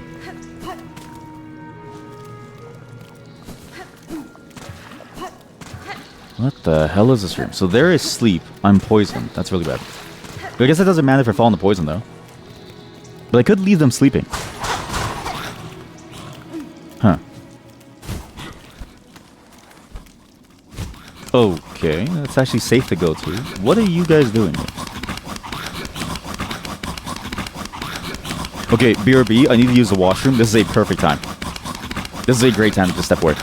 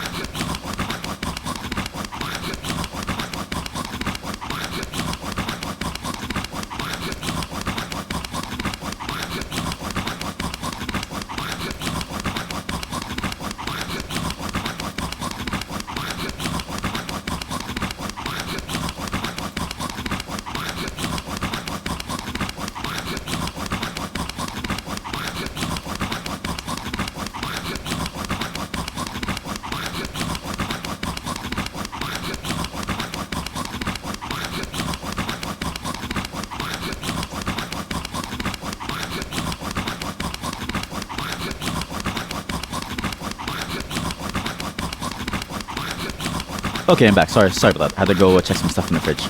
Okay, manual search for Toronto. You found minus 31.3 degrees Celsius, but it's crazy that it's not even the AI. It's the Google search results because 4 of the first websites that you got were just wrong. And looked like AI itself made those websites. Not sure if it's the location or what, but you'll think you'll start using DuckDuckGo. You know what?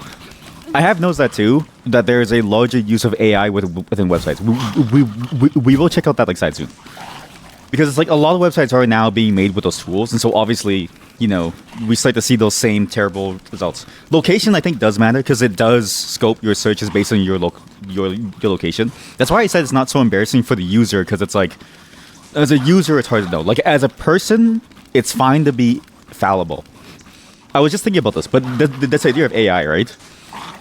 If the entire purpose of AI is to be your source of knowledge, thus it is basically the entire marketing purpose of AI is to make it such that it is designed to be an infallible thing, and it fails to be infallible, aka it fails. Then I don't trust a single thing that anything that's made from AI says, nor do I trust a single thing that AI tells me, because the fact that it's advertised to me and the only use case of it is to be an infallible source of knowledge that we can sort of speak to and gain knowledge from and pull these very highly contextual things from without having to sift through raw data sources. And it fails at that, says to me that the entire thing is just useless.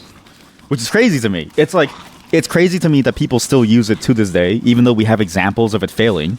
Because the moment that it fails once, I would say this is a scam and I wouldn't even use it because it's failing to meet even its desired, it's like stated goals. Its stated goal is to be an infallible knowledge tool. But if it fails at that, then what's the point of it? You know what I mean? Like it's crazy to me that like websites still use it to make things, that people still rely on it to like answer questions.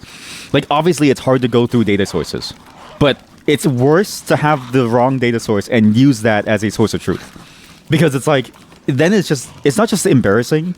Some data sources are also deadly, right? I think of that data source of like how the coldest day is. Somebody who's coming over to Canada for the first time during our winter time is like, oh, minus 16 degrees in Toronto. It's not that bad. I'll come over. I'll just wear like a light jacket. Boom, they drop into a minus 30 day where like wind chill feels like it's like minus 47 and there's like invisible ice on the roads. You could actually get frostbite and die during those times. Obviously, it's going to be very hard because Toronto's a very dense city, so you'll most likely pass out somewhere where somebody can save you. But if it's middle of the night and you're in the city, downtown core, where nobody's walking around middle of the night, and you pass out, you're gonna die.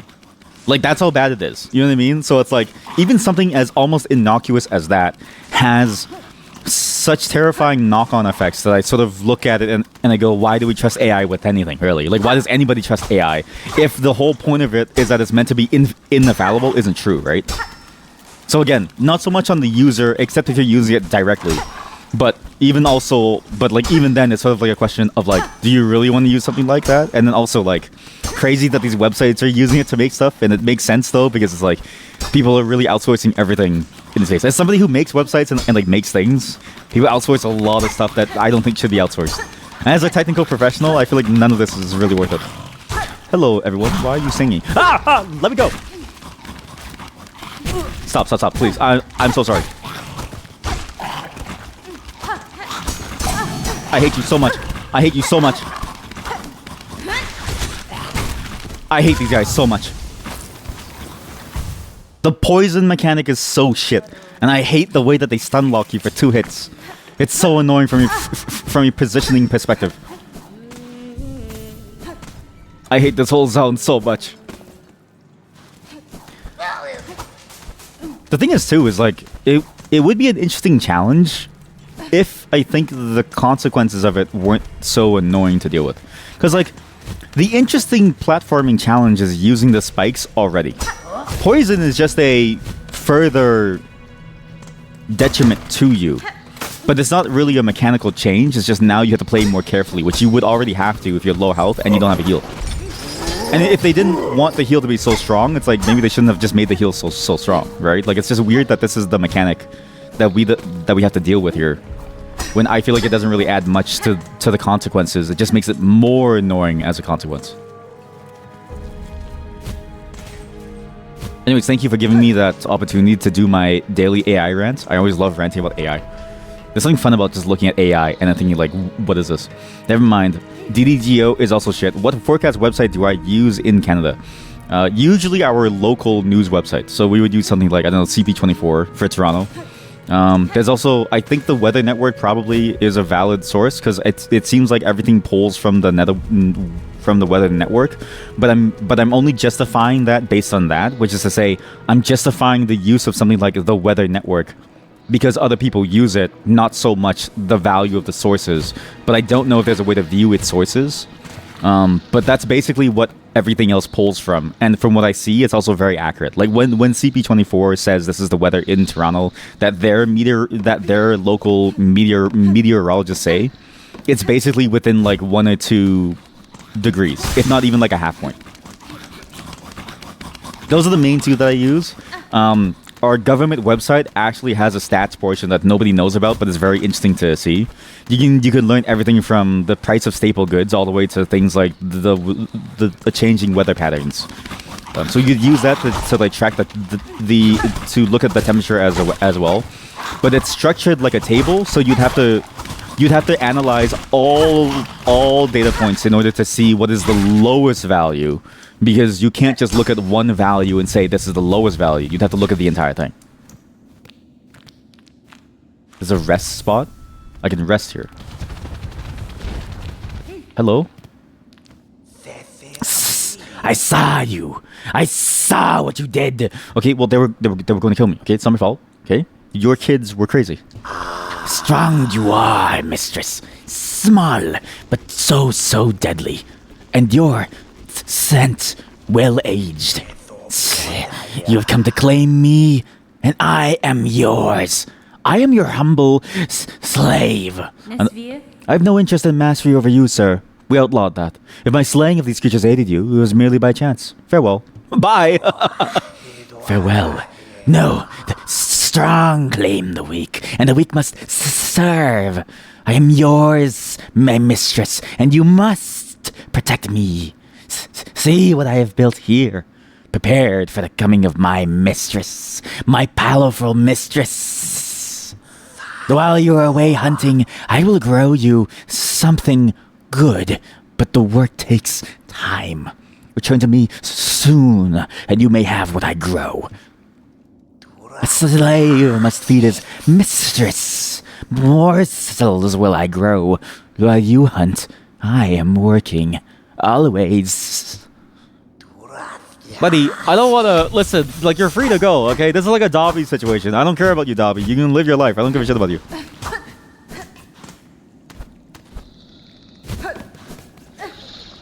Oh. But I'm curious what he's going to give me as an item. How long is it going to take, too? I wonder. A lot of these quest lines, I'm noticing that this game, and I've noticed this within Hollow Knight as well, where I was like, wow, the Dark Souls formula of questing really has sort of spread everywhere. But just the idea of like, you never really know when things are going to happen and the things just magically appear, it's like, oh yeah, this is it. Also, it's surprising that you say that DuckDuckGo is shit, because I've always heard DuckDuckGo as the replacement for something like what just happened, right? Because of that very issue. So I'm surprised that it failed, but then it's sort of like, what happened that it's starting to fail? Or what happened that it's failing when its reputation was so good before, right? I wonder if that's like a recent change, or if it's something that's always been inherent to the platform that I never really knew because I didn't use it myself. Like, has the quality of DuckDuckGo just become shit? Has it go on to shit? You know what I mean? Go on, go. Go Power Ranger. At least for the search, it gave pretty much the same results. That's interesting, actually. Maybe they both source it from the same place then. This idea of like, they source it from a source that's like based on your locale, right? Because again, in Canada, even me searching, you'd have to search specifically for the Weather Network to get like a very good sense of what the weather is like on a daily basis. But if I just search for what is the lowest temperature in Canada, the fact that Centennial College pops up first, not necessarily a bad thing. But Centennial College is also not really known for like cream of the... Maybe it's more of a stereotype that's not really known for the cream of the crop, but I've never heard someone go, Centennial College, the bastion, the final bastion of like knowledge within Canada, if that makes sense. Not to say that it's bad. It's still a college within Canada, which is like better than colleges in other places to some degree, depending on where you're from and depending on what you're comparing it to. And obviously, that's sort of a straw man. But still, Centennial College? Somebody who's gone to Centennial College is watching me, and it's like, well, fuck you, man. Where did you go, huh? Did you go to Thunder Bay, bud? You know what I mean? I fuck off. It's like, no. But at least I didn't go to Centennial College. I'm just kidding. I'm just kidding. I'm just kidding. Centennial Calagerites. I can't believe there's another weave nest beside the poison. That's awful. Weave nest Merglin. Merglin. You know, actually, it's interesting because it's like, it's weird that there's a semblance of like what college is better or worse than others. Because it's like, aside from U of T, it feels like they're all roughly the same. Like, maybe York is like maybe below U of T, just barely, or maybe it's like on the same level. But it's like, to me, it's like every school institution is the same. It's just U of T has had more history of being able to like make stuff, and also obviously our you know, like Queens. Is it Queens or is it McQueen? Is McQueen from the horse game, or is that the name of it? The one where we have the best medical hospital, like the best medical health classes or something, and then obviously Waterloo for comp sci. Aside from those, everything is the same. Ruined tool. Remains of an ancient weaver implement, broken and inoperable. A crass bug of high skill may be able to repair it. The Forge Sister. I can get the Forge Sister. There's a spider here. Strength enough. Strength beyond our silk. Strength enough to keep us free. That tool was something to keep us free. Us being the Spider Woman. But also,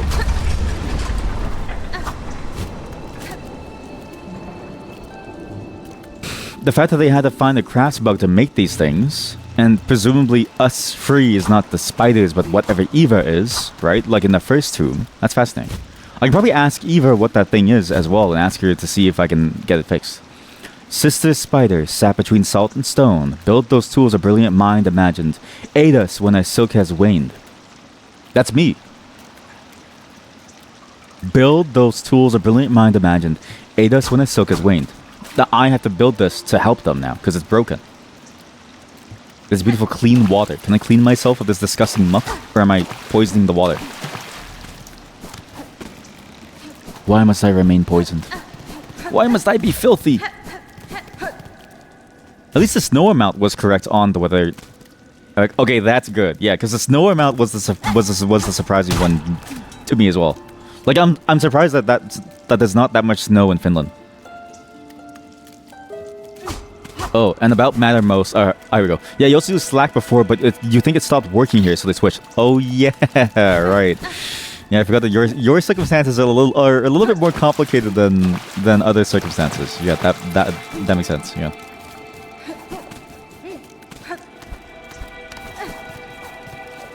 You know what's funny? I thought of this too. Like, do people in China know about Slack? Because did you know that there's... Here, look. Of all the things that have somehow pierced the Great Firewall, Emacs has. There's an entire forum for Emacs in China. That this is a crazy thing to find, but it's literally like people in China love Emacs. And I didn't know this, but Emacs Japan is also very popular. Like, people in Japan love Emacs. Like, a lot of people who work on Emacs are and like the various plugins are Japanese. A lot of the plugins that I use were Japanese originally. It's fascinating to sort of know that like this tool of all the tools has somehow gone beyond the barrier, the Great Firewall, like literal firewall. And now people in China are asking about how do I show something within the mode line? I'm using Doom. It's like even Doom Max is being used. It's like, what is going on? But also, look at this. Again, code is written in English, but error messages and stuff in Chinese. So it's like, you don't, like, it's crazy to think about that all the code that we write is in English, but then you have Chinese comments. Every time I go into a code base that is not written by somebody who speaks English, I'm always sort of like surprised at why everything is in English for code and then not for everything else. Like, it's fascinating how English has become the dominant language for code, and I still don't know why. I still don't know why. But yeah, I don't know. People really love Emacs. Look, they even have an org super tag package that this person is running like a tutorial and also teaching people how to use. So where you get it, what you need to run it, and then it's like, okay, it's like all good and stuff. These are the things that you can use alongside it. It's very, you know, it's very much out there.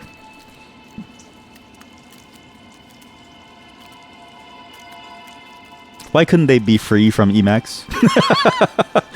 Why couldn't they use something like Vim? The editor wars become to like regional, international. Vimmers, we need to strike back. China has fallen for Emacs lies. We must take back China for Vim.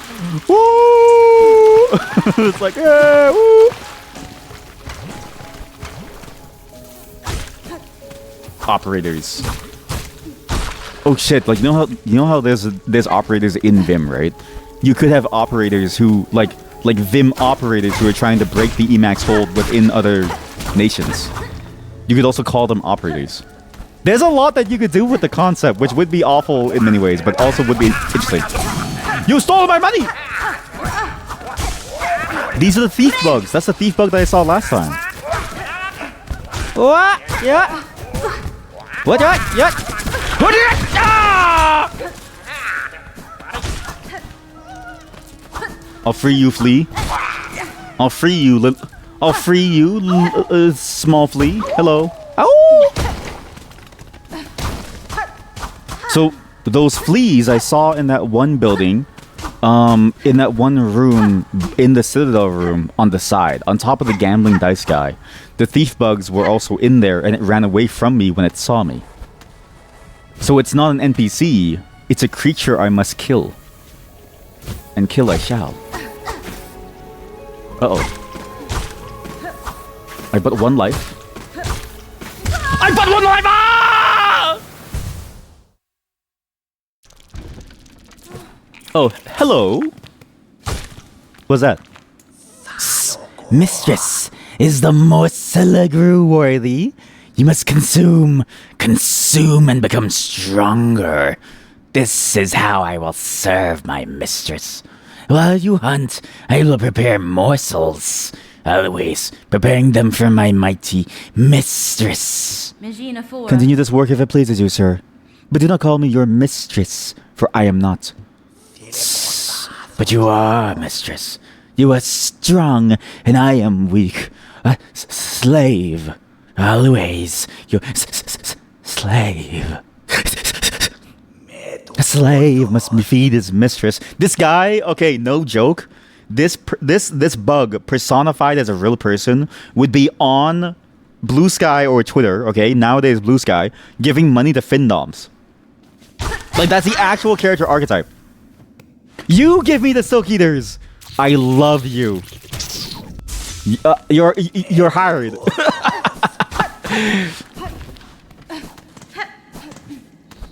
But streamer, hiring him goes against all bug rights. If you hire him, it means that he must serve you faithfully. He becomes a slave. Yeah, but he makes me silk bugs that give me my money back. Is that really like a bad thing? Not really. But what I am gonna do before I continue on to go back to where we were, I have $500. I'm gonna try to recover and fix this artifact by going to the Forge Sister. Soul Sister. What's that Soul Sister song? Do you know what I'm talking about? There's a Soul Sister song. What's the song called again? The Hey Soul Sister. Hey Soul Sister. Something like that. It's like really high pitched, but also not high pitched. I can never get the tone of it down in my memories, so I never bothered singing it, but I remember it sounds something like that. Okay, never mind, the train station's too far. I'll save this fight later. Something on the radio, stereo, something, no. Something like that. It's the way that it switches between the high pitch and the low pitch in particular, which is always very interesting to me because that takes a lot of skill.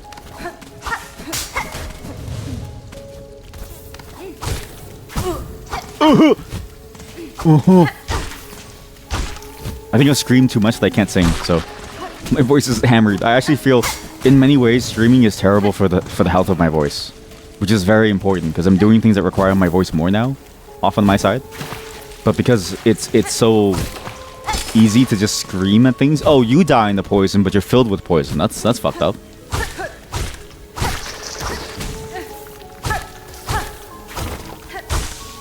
Where'd you come from? That's your fault. You're actually stupid.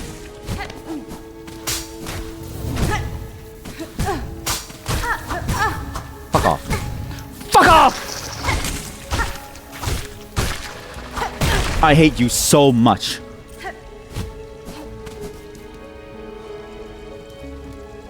I hate you so much.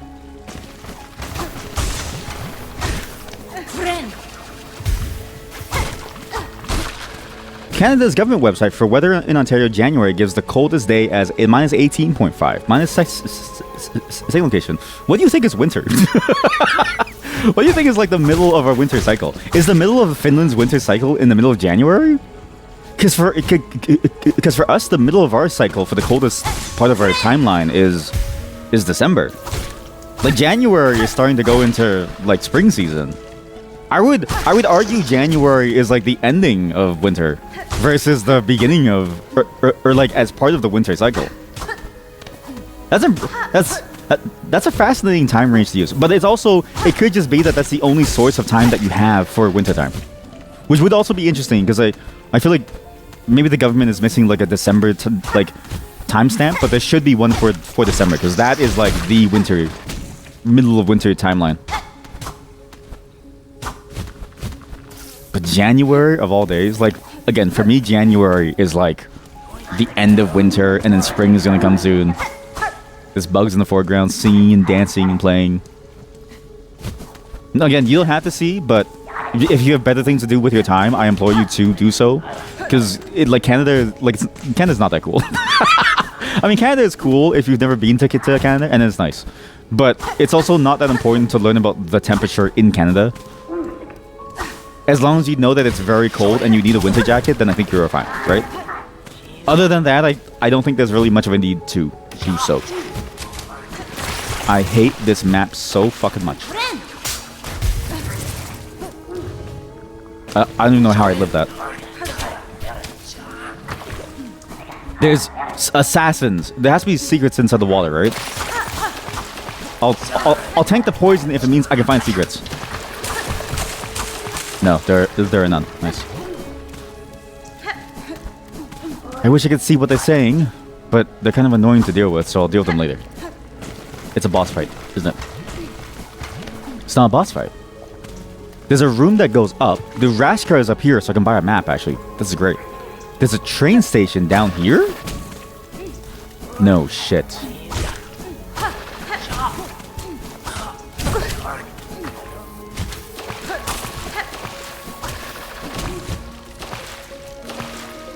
Okay, the bug died.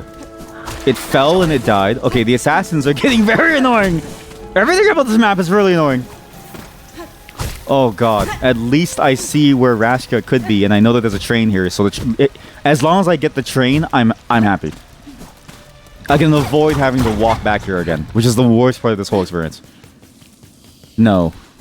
No, please don't. No, fuck off. The mist. The train is in the mist. In the misty wilds. Oh no, it's there. Okay. Oh! Yes! Oh. And? Yes! No! Yes! Good. Cure myself of poison. I can go check out how they build that thingamabob, that item. This is good. And then we can continue on to Sashka, whatever her name is, Sasha Gray, who's on like the top right side of somewhere. Hello, little bug. I had to visit Sasha Gray. What's her name? Who's a good boy? Who's a good boy? I know you're such a good boy. You're such a good little boy, aren't you? You're such a good little doggy, aren't you? Who's a good train? You're a good train. I'm gonna run a train on you.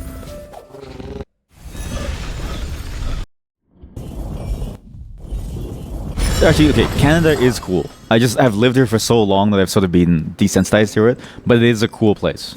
But the temperature is not the coolest thing. I would argue that of the things that's cool about Canada, the temperature is a consequence of where we live and not really the coolest part of the city.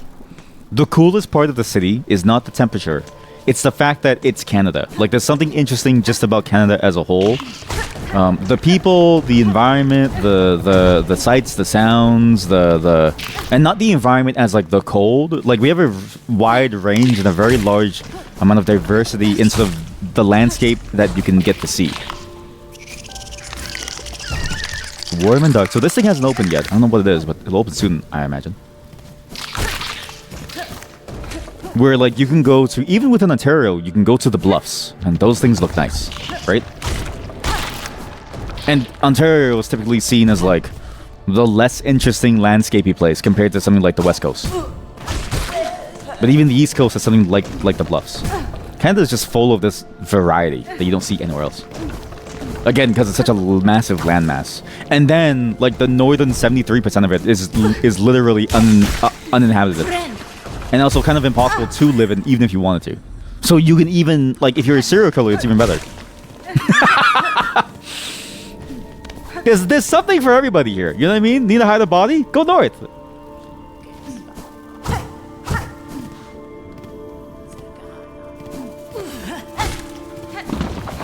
Want to live in a cool city with a lot of really cool things to do, and like, you know, one of the first ever pride parades, and also like, you know, a very strong presence in general in terms of like food and culture and like just like fun stuff to do. Come to Toronto. Oh right, you. I also ended up in the wrong space. This is not where the Forged Sisters are. I think I went the wrong way. It's in the deep docks. Less data, but December. Okay, and then you scoped it by time too, right? So it's like, is that for this year? Because temperatures have been rising, which has overall been like a global trend of like global warming has been hitting us all.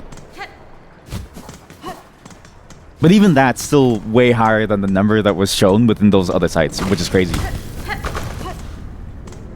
But yeah, it's definitely been like an upward trend that Canada has been getting less and less cold because of global warming. Yeah, 2024. I kind of figured as much. That's the one thing that I sort of miss every year, is that like flow of snow. We don't get that same flow of snow anymore. We don't get that same coldness. We don't get that same sort of like, especially all the benefits that sort of brings. I don't know how to say this otherwise, but it's like, it was nice to be able to chill with people during a cold time and you were forced inside, if it makes sense. Forge daughter, with an old weaver nest I discovered a weapon. Though much damaged by age, I believe your skills can see it restored. Oh, an impressive tool that, and a fine challenge. We do reforge the weapon if the price fits. $240. Very well then. You require a craft. I do require it, but I'm too broke. If you need something, talk to the boss. Bada. Okay, I'm gonna need to make money, and this is the best place to make money. I'm willing to farm for this item because this item, lore-wise, is important, which means gameplay-wise and story-wise, probably very important for us to get. Because the one thing that's nice about winter, that a lot of winter-style games and media sort of fails to get. Well, actually, maybe movies get, but games don't really understand what makes winter so cool yet, I think, is the fact that you're stuck indoors with other people. That sounds awful until you realize that it means that like you get to hang out with all the people that you care about. Presumably, if you live with people that you enjoy living with, right? That's nice. Compared to like any other time, it's sort of why school days were interesting too when you had snow days, because like it meant that you had to stay home with the people that you loved. You know what I mean? With in a non-snow day, school day, you have to go to school with a bunch of people that you hate. Not to say that the teachers were bad. I'm just saying most of the kids are stupid. They didn't want to deal with the kids. Like, my fellow students were all idiots. Not to say that they were any more stupid or smarter than I am. But, like, in my area, like, a lot of bad shit went down. You know what I mean? Like, really bad shit that I'm just looking at and I'm going, why would you guys do this to yourselves? And obviously, it's complicated because it's like they had opportunities that I don't have and like vice versa, right? But still, it's like, goddamn, what is going on? And so snow days, you get to stay home with, like, I don't know. Even if you hate your family, maybe actually no, it would suck for some people. There's never a good balance. But for me, at least, I could go home, ignore my parents fighting, and then just focus on playing games. Like, it was actually like a pretty enjoyable time. Because you can't do that at school, and you can't deal with that at school. And it's not like you can ignore them fighting at school, because then you have, like, child protection services always showing up and stuff, right? And it was funny, actually, because one of those times they didn't need to, because one of those times was an accident. But still, it's like there's some things, yeah? There's good and bad. I'm just saying that within school, it sucks so much worse. And that wintertime aesthetic of, like, you get to hang out on your own time with the things that you want to do, so peak. So good. I can't make the money fast enough. It's $240. Maybe I just come back later. It's not like it's far. But I do want that item. We'll go Bio Water. We'll do the rest of Bio Water. We'll see what's out there. And then we'll just sort of move on from this section afterwards. Because I don't think it's worth it to stay there. Yet. Because 240 is something that I'll stumble upon at some point. But a map for Bio Water, I need to get it now.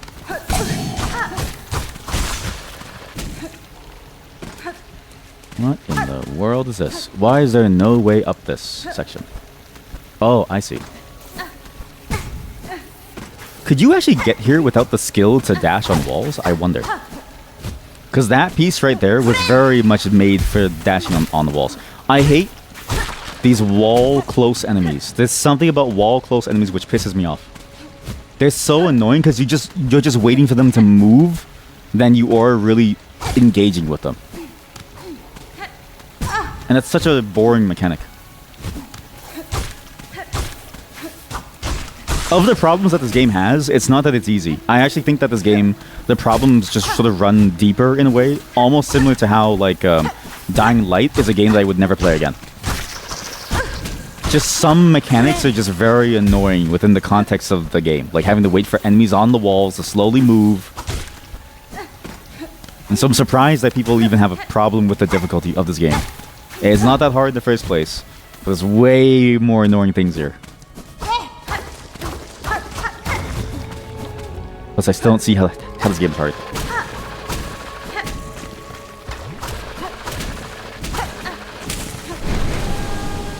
What the fuck is that?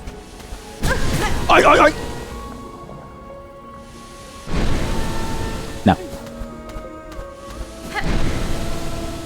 Memory locket. Well, it's clearly you didn't make it that far. Why are you climbing the steam vents here? What the fuck is this?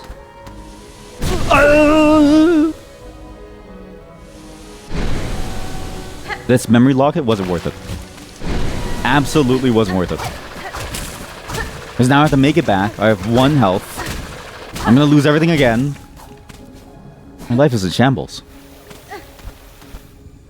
What's on the right side? This is a secret too? This is not a secret. This is just like a doorway. What? Ah. I see.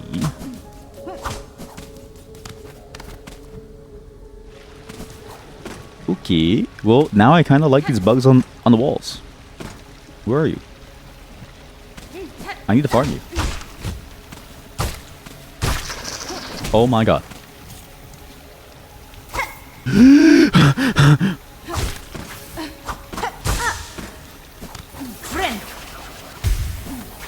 Thank goodness you didn't hit me. If you hit me as I was healing, I would have gone crazy.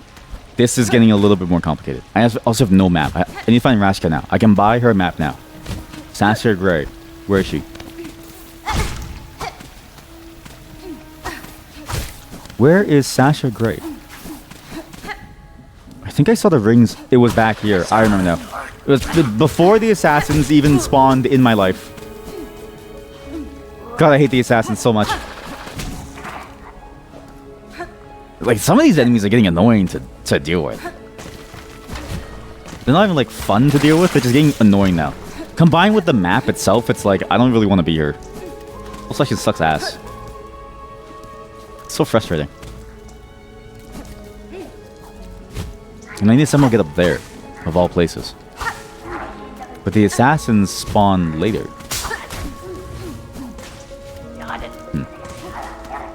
Oh, I can actually do with this. Right, because I have the ability to jump the wall there. God, I hate them so much. Which means I can go up here, which this should let me get to... Fuck. Where the map person is. Because I need the map more than I need anything else. I'm willing to die if it's for the map. There's nothing here? What do you mean there's nothing here? What's the point of this? Just saw a video of someone complaining iPhone screen about complaining about the iPhone screen not working underwater. Possibly a rage bait, but now you wonder if some people would use it underwater. A lot of people do. I've seen a lot of videos where they do the water and then they do the underground shot, like under the water shot with their phone, which I always find stupid because I'm like, it's a $1,000 phone. Why would you do that to your $1,000 toy? You know what I mean? But I digress. People have a different value system. Hello, who are you? Why'd you glue me? I hate you so much. But there's also people who use it within the shower to watch videos. So it's not just a matter of like, oh, they're using it to dive underwater. Some people just also like to have it be there when they're watching videos in the shower, which is insane to me, but that's more of a personal preference thing, because I'm like, the water gets in it. Like you really can't focus on cleaning your body long enough that you need the phone, you know what I mean? Like, I'm just like, do you need to watch a video in the shower, like, right now? Like clean your asshole. You know what I mean? Clean your dirty, disgusting asshole before you watch a video. It's not that hard. Clean your dirty, disgusting, filthy asshole. If I see another shit stain in your ass, swear to God, I'm gonna take your iPhone away. They use the iPhone as a scrubber. Actually, that would be a sick OnlyFans video concept. Where OnlyFans creators, if you were listening to me right now, I have a new video concept for you. Scrub between your ass cheeks with the iPhone. But with the camera on.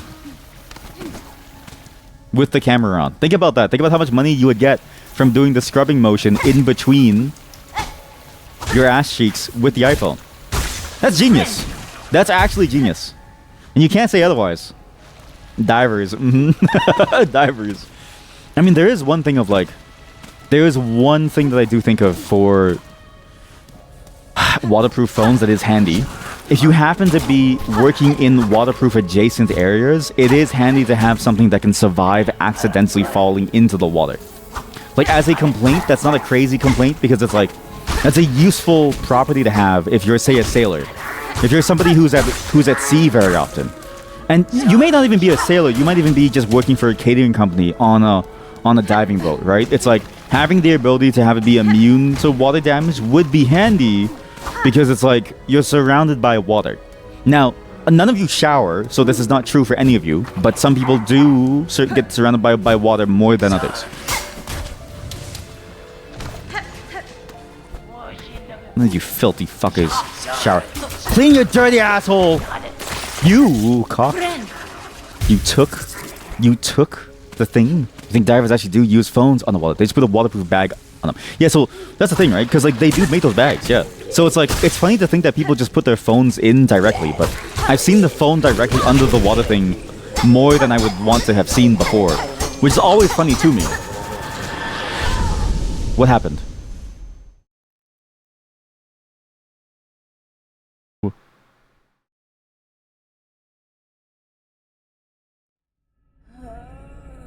I can't believe I'm in jail. I didn't even know that was a real thing that could happen to me. I'm naked.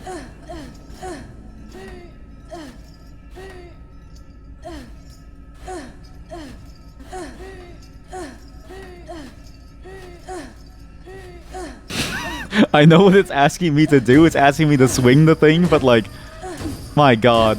How did I get here?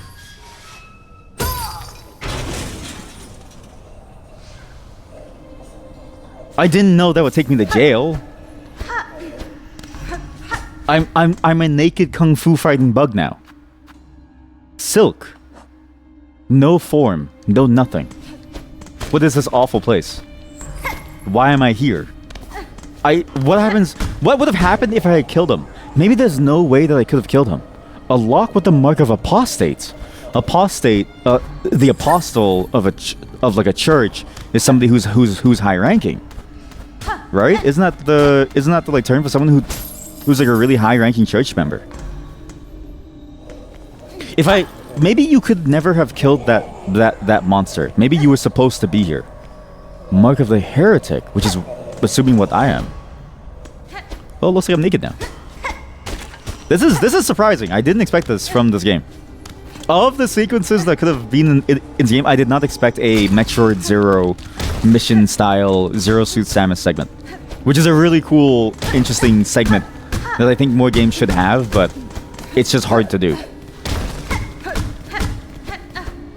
Everybody love kung fu fighting. A mark of the indolent. Fast as lightning. Everybody love kung fu fighting. Ay! Ooh! Ah! Ooh, yeah! Ooh, yeah! Sorry, it's very fun. Moveset wise, it's actually the same moveset as the Hunter crest. So whatever you could do with the Hunter crest, it's the exact same. Everybody love kung fu fight. I can't play my violin without my sword, without my pin. Hey, sniff it. Hey, sniffer cloak. Yeah, just like put it up to your nose and sniff it. No, man, it's kind of sick. Hey, man, come on. Look, this is the first thing that we've seen in a long time. Okay, just sniff it. Tell me what it smells like. Okay, at least you're not the one who has to stick the pin up your asshole. All right.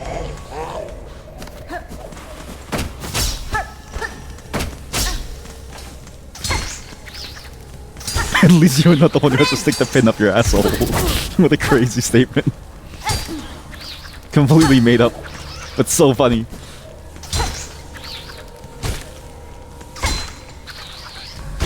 This really is just the Zero Mission like formula. So if you've never played Metroid Zero Mission, it's a remake of the first game, but with the addition of better graphics, smoother gameplay from the later versions of the game, less tools. You don't get the grappling hook, and the entire segment that is the new segment that's added is a segment where you're Samus, you lose your suit. It's the exact same flow where you need to figure out why your ship crashed, and you end up in this place where you get your final powers from like reliving, from going back to like the Chozo homeland and seeing their statues or something, and then you get to like see your little drawing because she's like a Chozo. Anyways, the point I'm trying to make here is that this Zero Mission has the exact same sequence that we're seeing now. This game has the exact same sequence where you travel under the space pirates and you see them just moving around on your ship and around your ship. And you see this like orb of power there that you need to get to. It's actually the exact same sequence, which is interesting to see. I wouldn't have expected this. And now I'm cold. It's actually, in a way, the map is an interesting callback to the idea in a way, too. Friend. But definitely different gameplay, because in that segment, you have no weapons that can do damage. The one complaint about that segment that I do agree with, and that I still think about why they did that, though it was interesting, is that as Zero Suit Samus, you have no weapons. You have a shitty gun that does zero damage and can only stun the monsters. And you only get your powers at the end during the escape sequence, so you don't even get to enjoy it. You listen to me talk about keyboard layouts. People, you don't usually switch to alternative layouts for optimization. Fuck you. I'll read your shit later. I'm dying.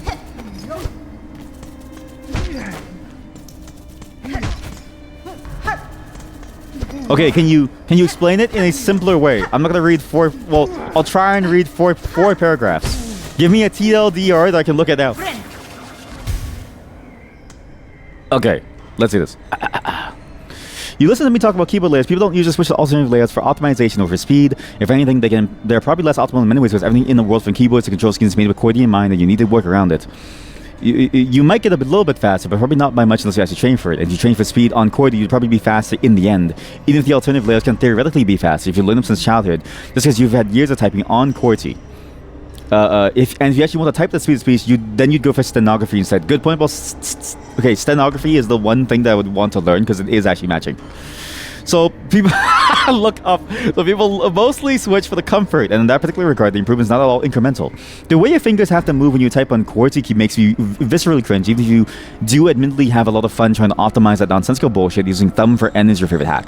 So it's similar to why you would switch to a split or orthogonal keyboard. The comfort is particularly relevant if typing is an essential part of your job, and you've developed the wrist pain. In this case, switching layout plus switching to orthogonal has been career saving for many. Holy, you're so quick at writing. My brother and my chatter in Christ, they have copy pasted that. they wrote it beforehand, copy pasted it, and then they like optimized it.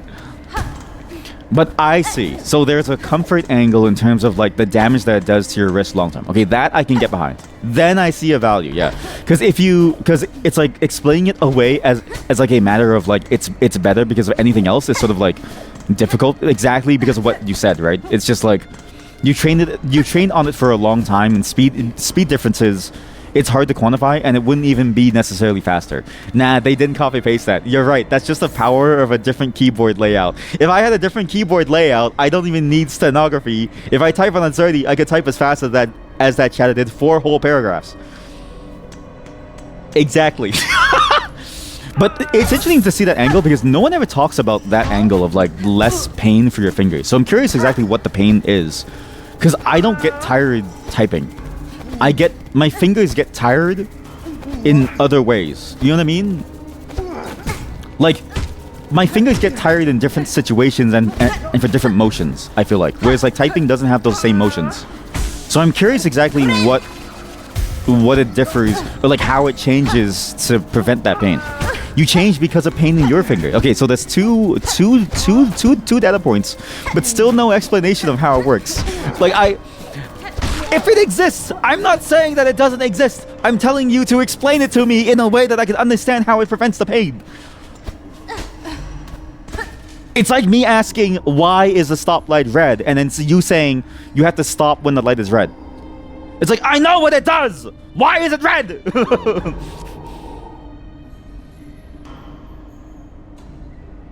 But that is interesting that it does have that property. I'm assuming because of like maybe the way that you stretch. Like when I type on a normal keyboard, I notice like some words you have to type are kind of difficult because you have to stretch towards them. But maybe that's why my typing pattern is so weird, because it's like I don't feel that same pain because of maybe I've adapted to it and changed the way that I type in order to prevent the pain. Because common letters are located in annoying locations within the QWERTY layout. Oh, I see. So like the vowels, let's say the A, I, O, U. So you don't have to. So you wouldn't have to stretch as much to use the keyboard. Maybe you all have really small hands. Like you have small, dainty little hands that I would hold, and I would be like, "Oh, your hand is so small," and I would caress your hands, and then we'd go for long walks on the beach, and I'd be like, "Wow, your hands are so soft," and then I slip a ring on your finger, and then I'm like, "But you know what? It's perfect that it's small because it's the right size for this ring," and then you say no, and then you say, "Please let me go home to my family. I don't want to be here anymore," and then I say, "Well, time to eat you, just like all the others." Maybe that's why, chat. Hey, it's you! Hello, Mick. Oh, you're looking a little stuck there. What a pity. I'm so glad I freed Grindel. I don't think if you didn't free Grindel, he wouldn't help you. No, finish. We meet again, little thief. Are you familiar with this place? If we ally our efforts, our escape could be made that much easier. Mon Oh, you jesting. They ain't no allies in prison. You can just throw yourself against the walls in there while I go sniffing for goodies.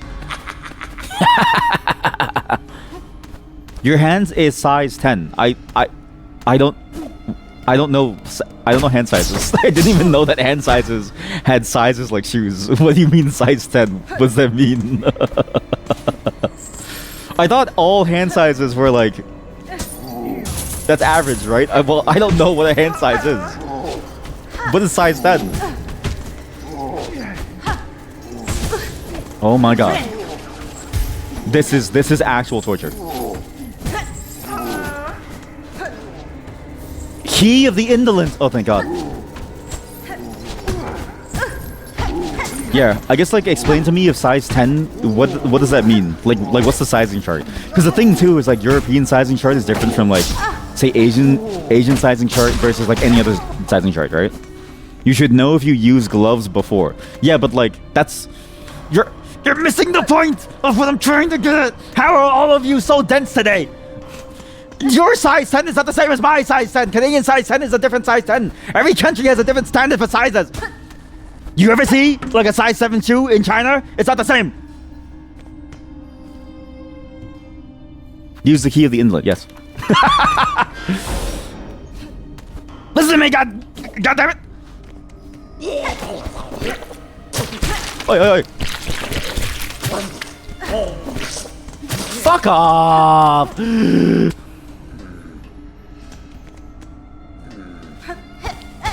But even within my size of glove, I don't really care about the size. You know what I mean? Like, I don't know how to explain this. When I don't really buy clothing online because even the sizes that they purport are different, even sometimes from like retailer to retailer. So often when I go to buy a piece of clothing, I buy it and I just choose it based on if I like it. I might even sometimes buy something that's quote unquote oversized because it fits my shoulders because I have really wide shoulders. But then it goes really far past down my waist, but it feels comfortable. So I would even buy things based on that. So it's like, even for clothing, I don't really look at the size. I just look at what is the level of comfort. And so it's like, I'm usually never really aware of my size on anything. Of course, it's just estimate. Yeah, no shit, but you're not getting the point of what I'm... You're doing the red light thing! You're doing the red light thing! Oh, why is the red light red? Oh, you stop at the red light. No, you stupid dense motherfucker! What is the red light red? What the... Hi. We thought one of them buzzing bullies was sneaking up on us, but it's just a mangy jail bug. Why are you in here then? Caught thieving, were you? Greedy. I've stolen nothing. Rather, I suspect the wardens are servants of the Citadel. The cage used in my capture bore similar runes to the one that first brought me to this land. That's true, because it prevented our powers. Bound in that cage, I'd proved a fine gift were they to deliver me to their masters. There ain't nothing fine about you, jailbug. We recognize a fellow thief as soon as we saw you. Now, don't be lingering around here. Those guards will be willing to pop you back in your cage quick. Yanara. They'll not get the chance. I'll reclaim my belongings and leave this grim place with haste. Actually, you don't know if red looks red for everyone. Maybe your red is actually my blue. You motherfucker! Why did they choose the color? Answer the question! Fadastama. You seem to have some familiarity with this prison and its guards. Do you know a path to escape? Escape? A little jailbug like you ain't ever escaping anything. Get out of here, will you? Stop bothering us. You got nothing to steal, so we got nothing to talk about. Lots of good stuff tucked away in this old prison. Lovely place to bring a lucky little snitch bug like Grindel. What a favor those lugs did us. Red is a social construct. If you were all in my class, like my debate class or something, I would fail every single one of you. I would fail every single one of you and ensure that none of you ever have a career in your life because none of you deserve to walk the streets as normal people. All of you deserve to be locked within cages and studied because you are all brain rotted. Brain rotted. Oh mon dieu. Mark of the indolent for this door, yes. That's 2 indolent doors open. Still no map. It would be funny to find Rashka here. Like if Rashka somehow shows up and then she's like, "Why are you here, little warrior bug? How did you get caught?" Like, I don't know. Wait a minute, this room. I know what this room is. But why was there like a tunnel down? Have I forgotten? I did forget where I was. Okay, so this tunnel down is because of that. Okay, yeah. We could go outside. This guy spits on me, so it's kind of annoying to fight. A lot of these fights are very annoying to take, actually. Left would take me more outside, but I'm assuming the heretic room is my next major key to get. But I do want my clothing. That would be handy to have my clothes. EU size is 25.5 centimeters. No idea what that is in freedom units. Centimeters is a global standard. I don't know how to tell you this. Not to say that like the freedom units you'd have to translate it, but like what I'm saying is that like people know relatively what is centimeters because centimeters is a normal size of unit that we would know. I'm also not American. So it's like you're still doing the thing. You're still doing the red light means you stop thing. It's like what are you doing? Somebody's talking here, but I can't play music for them. I wish I could mark this on the map, but I need to remember to come back here with my violin. If I can get my pin thing and I can play the music, they might talk to me. But also, I actually don't know, like, I can't imagine what 25.5 centimeters is. I know what 8 inches is, but for different reasons, you know what I mean? Like, I know what that is, but I don't know what centimeters is. But doesn't Canada use the same sizing system as the US? Yes and no. We're a bit of a weird mix in various different ways. We actually use a lot of just whatever sizing system we use. It's just weird, but also we learn about every single sizing system. Like we learn about Fahrenheit as we do Celsius. We learn about, you know, centimeters as we do like other units of measurement. Like we actually go through the whole gamut. If anything, it feels like we learn too much, and we're unable to only learn the ones that we use, and we're sort of forced to learn everything, which is good because it's like we kind of have to, and it's probably one of the more useful skills because we do business across the entire world, and also like our closest neighbor is the States, so we kind of have to learn their stuff too, right? But I remember specifically my lessons included everything, so it's like we learned every single unit.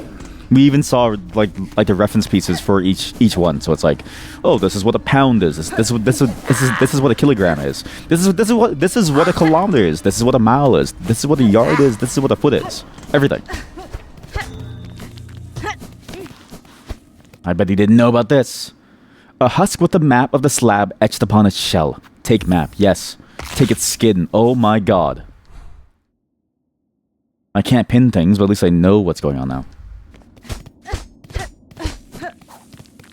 But yeah, in Canada, it feels like we use a mix of things. Some things are metric, some things are imperial. Driving, we use kilometers. Other things, we use like miles. Other places, like it's like we mark distances and like different things. It's just strange.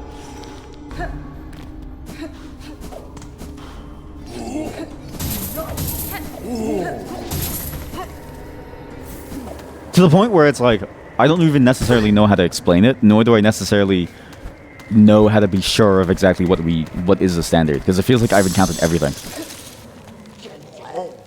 Hey, sniff it. You didn't sniff it yet. Okay, yeah, well, you didn't stick the needle up your ass yet. Come on, man, sniff it. It's gotta smell nice, right? Like lavender? Yeah, and that needle's probably lubed, right? So stick it up your ass, bro. This must be an insane, this must be an insane roleplay if you don't know what the fuck is going on. You're like, why is he roleplaying this? Yeah, shove it up your ass, bro. Come on. Yeah, I'm sure it's lube, bro. You want me to snip this shit? Then you shove that up your ass first, buddy. Mark of the Apostate. I need the Mark of the Idolatry. Mark of the Heretic. So, where am I supposed to go? All this red talk made you hungry. You'll get an apple. I thought you were gonna say that you're gonna download Xiao Hongqiu. That's a very deep cut joke that you won't understand unless you were there for that one moment when I showed you the app. But also, if you're Chinese.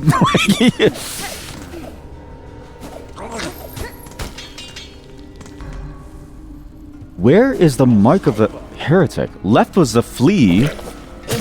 Oh, you have the key, don't you? You asshole. Die.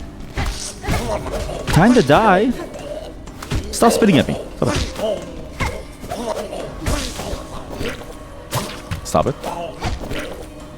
Stop it. Stop it, stop it, stop it, stop it. Stop it, stop it, stop it. I'm gonna... Stop it. You don't have a key. That's a sick joke. What? So where's the key? Do you have the key?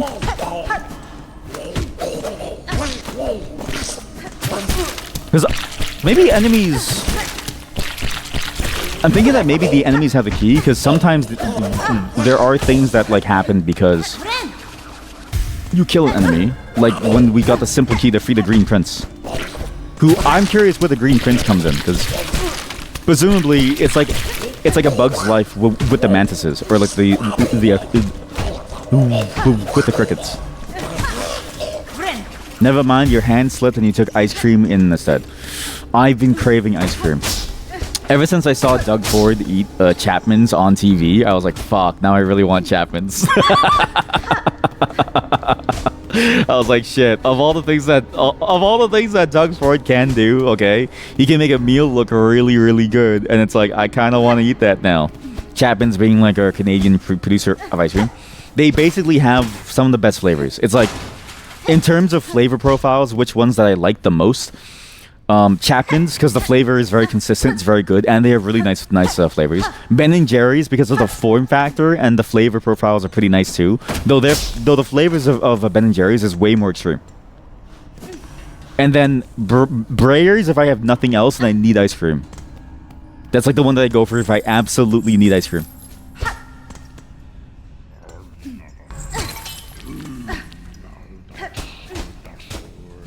Something's here.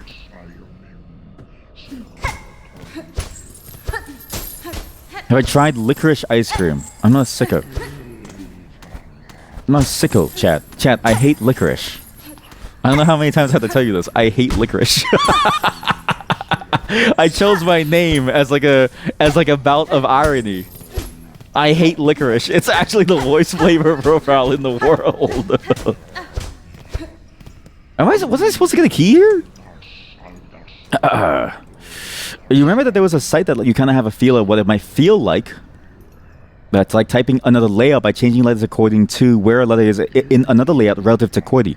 Not 100% the same feels as you just type a letter by letter instead of patterns like when you learn the layout, but still probably a good indication. You'll link it if you find it later. Actually, it might still be a good indication because there's a similar system to help teach you the Vietnamese telex system, and the Vietnamese telex system is interesting because like the way that you learn it is you don't download telex. You learn it by going to a website that lets you practice the telex system, and you learn it by doing the exact same thing. And you would think it wouldn't really work to transfer over, but it actually does teach you the same things. Like once you get used to typing within that thing, even within a virtualized environment, then those learnings do carry over. You just have to treat your keyboard as a blank keycap keyboard.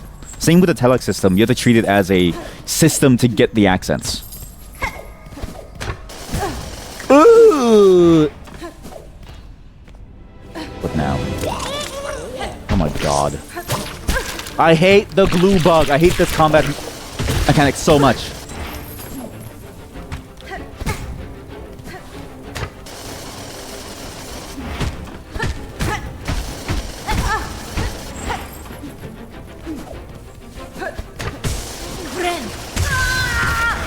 I hate this place so much. It's so annoying to fight in.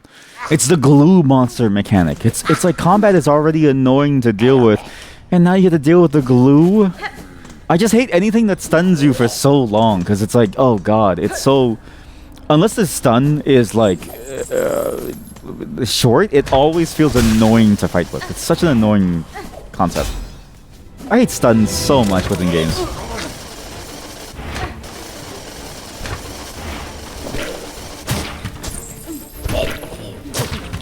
And I hate how he basically sits at range, spitting at you the entire time.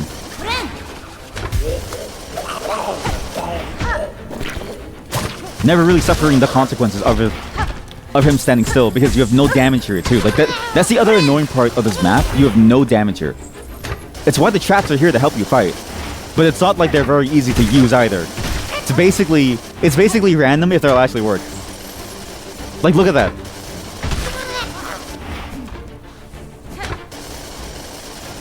Oh my god.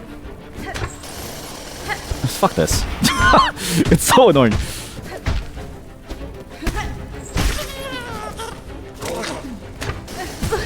Oh, now there's two assholes. Thank God.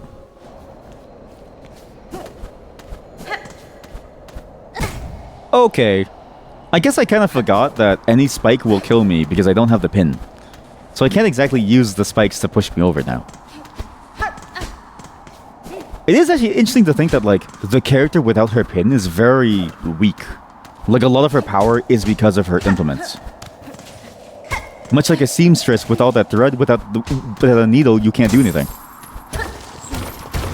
Without a needle, you're nothing, little bug, little hornet. What a useless room.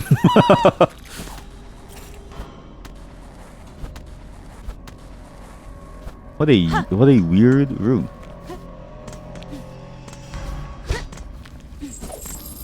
Trying to move carefully. The darkness here is even more difficult to work with because you have no way to recover if you fail. Like, because the darkness is so strong, if you would end up on a spike, you can't recover like you normally would by hitting it because the spikes will just kill you. Or even enemies. Most enemies will just kill me. Like, I can't even parry. Please leave me alone. Where's this lead? No shit. Oh, that's so good. Perfect. Ah! I don't need you. Look at the good stuff tucked away. Yeah, of course.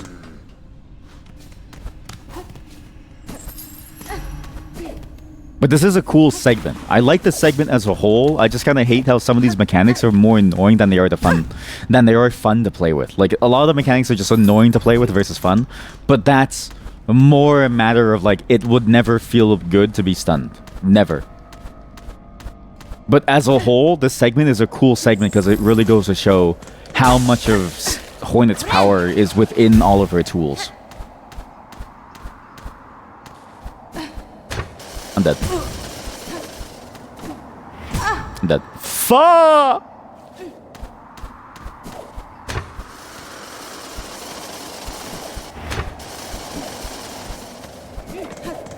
If anything, it goes to show how weak Hornet is as a person. Like, as a bug, as an individual, she's surprisingly weak and not really capable of doing much without her tooling. It's crazy. And I like this segment in particular where you're hiding, trying to find every bit of warmth, too. Like, it just... Even her form isn't necessarily anything insanely strong. It's just... She happens to be blessed with certain powers and can use it in tandem with her tools, but is otherwise at the mercy of everything.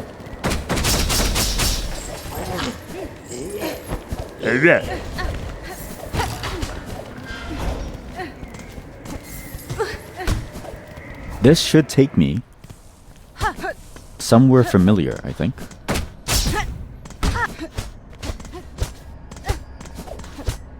I do believe this should take me somewhere above where they're talking about my items. Where he's about to shove my pin up his asshole and he's about to sniff my cloak like a pervert. This should be the place. Why is that the trope, by the way? Why is that the trope that people, like, sniff people's clothing? Like, I kind of get it, because the scent is, like, the most important part of a person. But, like, why is that the perverted thing to do? Attack this? Sure. Oh, attack him. Give it... Oh! She assassinated him. Holy shit. That wasn't even like a... That wasn't even like a basic move. She actually just snapped his neck open. Holy shit. That was impressive. That was really cool. She's hardcore. You were about to stick my pin up your asshole. Time to die.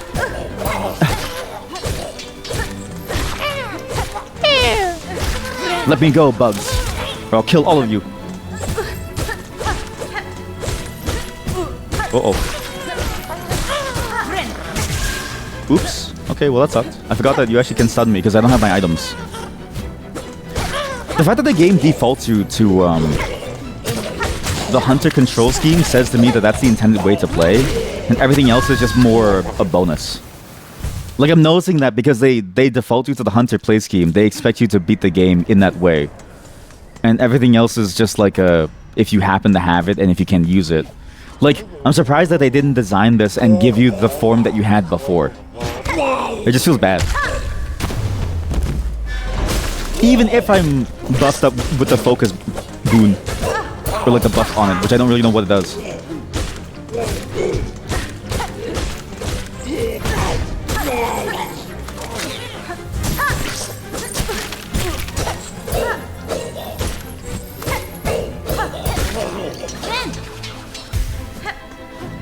I actually still can't use the focus thing, and I don't really know how it works, but presumably I can focus up and do more damage, but I don't really know what that means.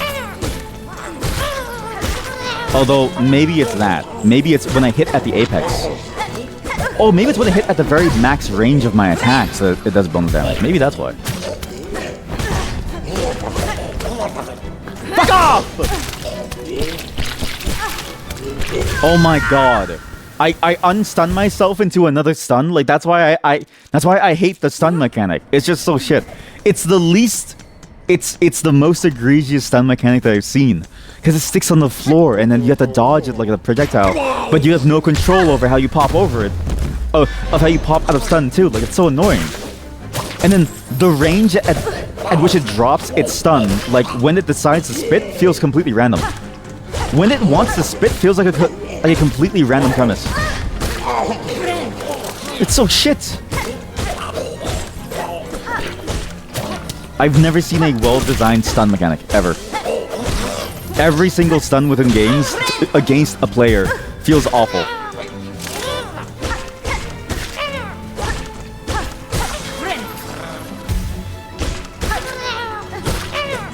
Please, please, I'm begging you. Oh. Okay, so now I'm focused. So now I've got the focus thing, the focus meter. I guess that's the focus meter. I'm still not doing bonus damage. How do you do the bonus damage on focus? I don't understand.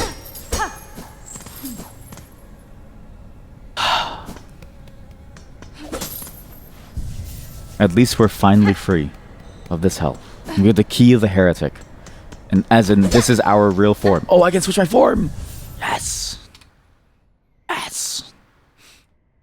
Also, it's funny to know that you have a random $10 Logitech keyboard. Which is funny because, like, of the keyboards that I made, like, I feel bad for people who buy a Logitech keyboard. Because they really are kind of the worst keyboards out there. It feels like a scam when they tell you to, like, get Logitech or something. It just feels like the worst thing that you could possibly have. This thing does give you extra silk. Throw the needle forward, force rampart.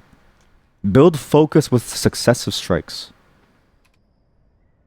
Successive strikes.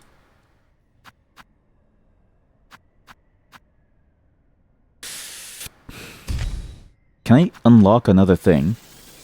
If I get this, and I have no blues. I have no blues. Okay, well, I'm gonna max this out, because it seems like the game sort of wants to force me to use this. Which is annoying. I'm gonna, of all the things I'm gonna equip this. And maybe I'll stick with this form, because if the game is going that far to make this the only one that gets upgraded too, maybe this is the best form. Silk regen. Speed of regeneration is only if I have the extras. It extends the act of binding, but increases its healing effect. Reduces damage taken. Shields the wearer. I do need that. Well, it doesn't really matter. Well, no, it does. Get more healing. The bonus health thing isn't that bad. Okay, Mrs. Shreeran, what keyboard do you have? A Logitech. No, I'm just kidding. But, like, I'm just saying, it sucks that for the keyboards that you have, Logitech is one of the only options that people buy.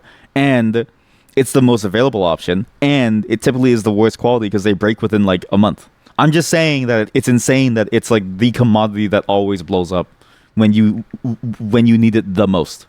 I say this as somebody who has owned many Logitech keyboards. Basically none of them have actually been Good for me. All of them have had some problem in some way. Probably gold-plated. I have no gold-plated keyboard. I just Streamer, you have a gold-plated keyboard, don't you? Give me a second. I'll be right back in just a moment.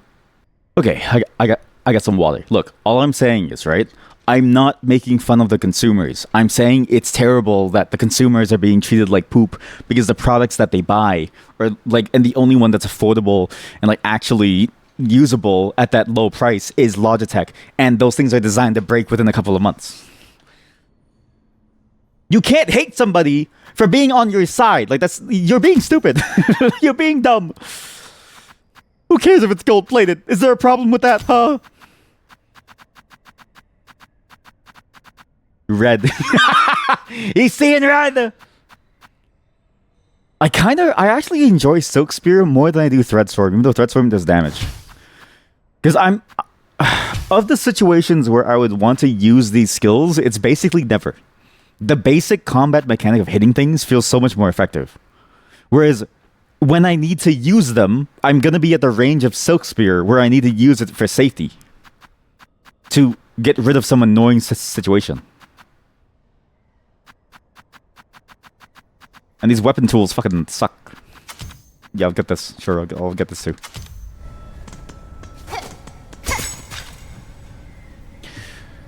And now, we are the heretic.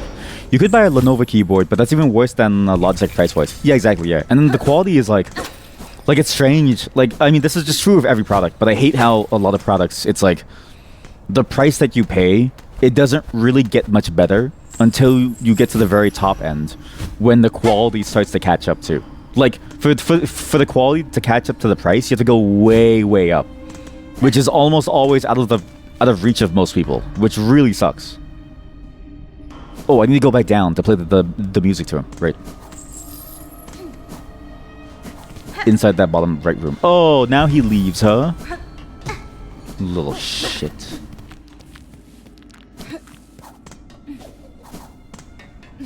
I'm just saying, okay? Listen, I'm on the side of the consumer. I'm not making fun of the consumer. It just sucks for consumers. Consumerism is on a decline.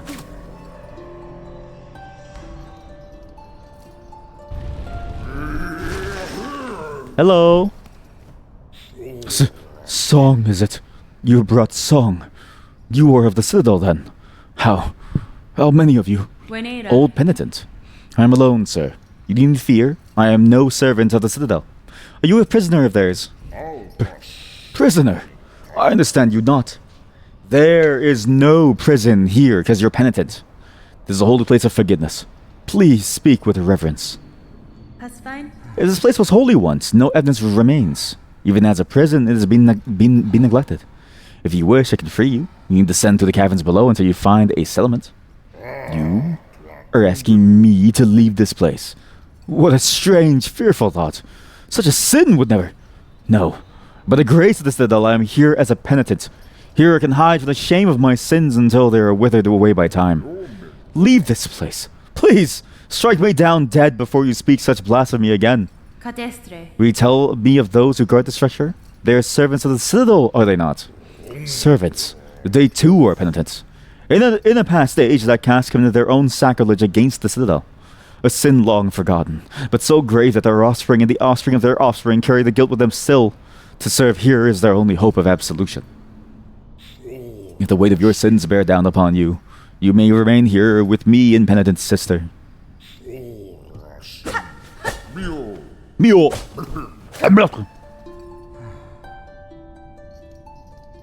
Wow, he won't even sing for me.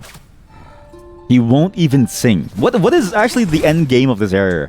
I mean, a good thing that I tried that, because I had a feeling somebody would spawn there, because playing the music is an important thing.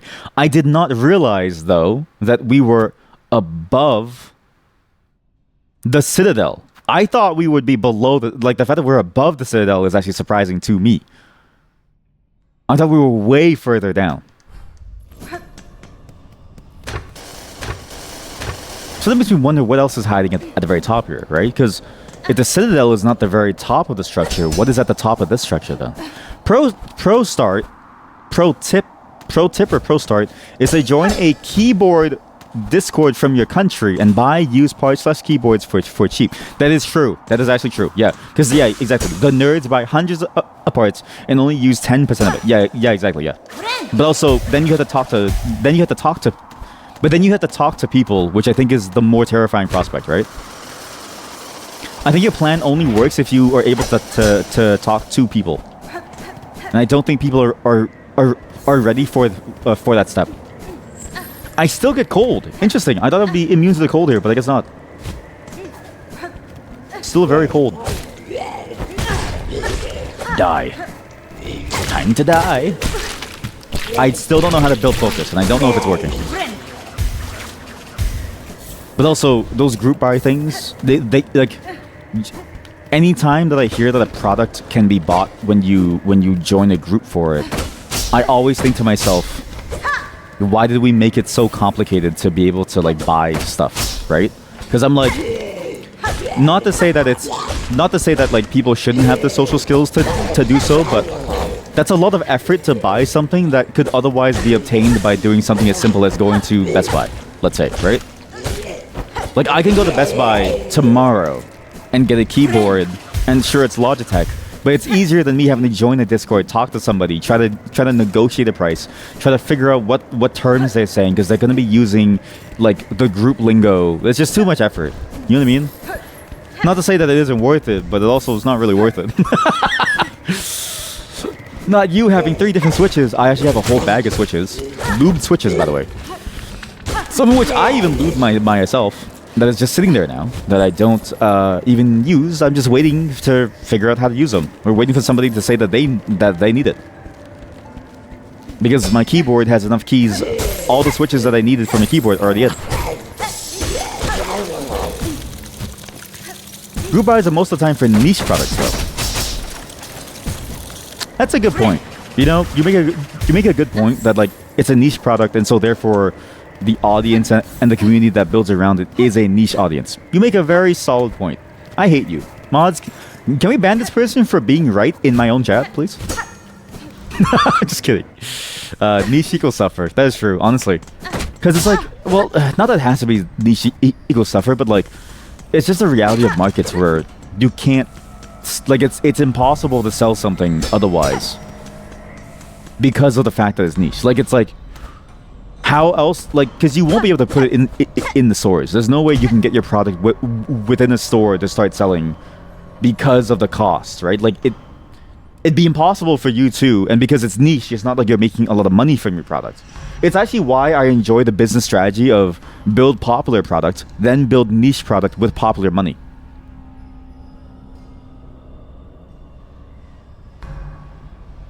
I'm still surprised how much cheaper it is to buy stuff in bulk. It makes more sense when you look at it, especially from the group buy perspective of like, you buy it and it all comes to one place sometimes, let's say, or you buy it and even if it doesn't go to one place, the person buying it can now buy the materials way cheaper. Either way, there's less shipping overall. The key is that you're minimizing the amount of logistics that is required for some product, because the logistics is where you're paying most of your cost.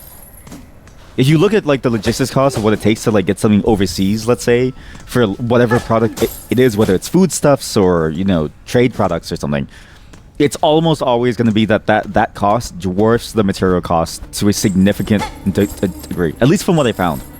And so it's like having the group buy is very handy because then you can just buy all of it at once, goes on like a, you know, like a single route, and it comes over. Plus you get other benefits too of things like they get a guaranteed sort of like amount of money for a larger purchase.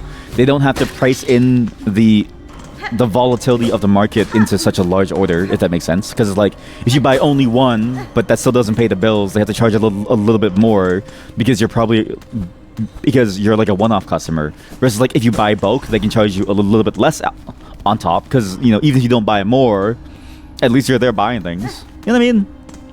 I don't know if I'm explaining it well. But it makes sense. Look, all I'm saying is it makes sense when you look into why things cost the way that they do. There's a surprising amount of cost that we just don't think about.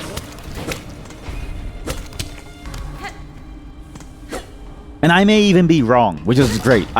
I'm hoping that by saying the wrong thing, somebody's going to join and be like, "You're wrong," and then they can tell me why I'm wrong, and I can learn from that. But often they come in and just insult me instead of saying why I'm wrong. Fuckers.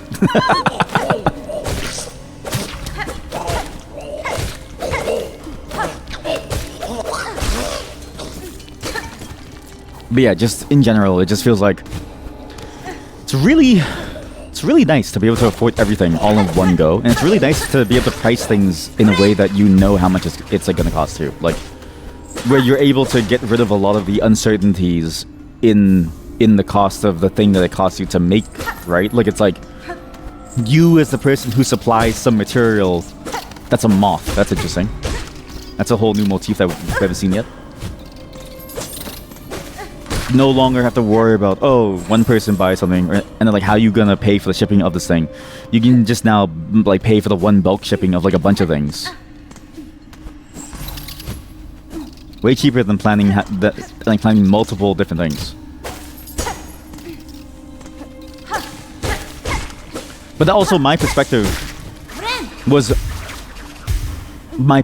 and my groundwork came of that bit of knowledge came from transporting food, which is also a whole different matter. So it's like, it could be that if you start from a different basis, you have a different understanding, and that's maybe even something that's a better piece of understanding. Because from my end, it's like, from the food perspective, that matters. But it could be that for other products, maybe it doesn't really matter. You want to buy a CNC case for keyboard. What is a CNC case? Like a cuck and cuck? Like a cuck and cum? Like, what does CNC mean? Huh?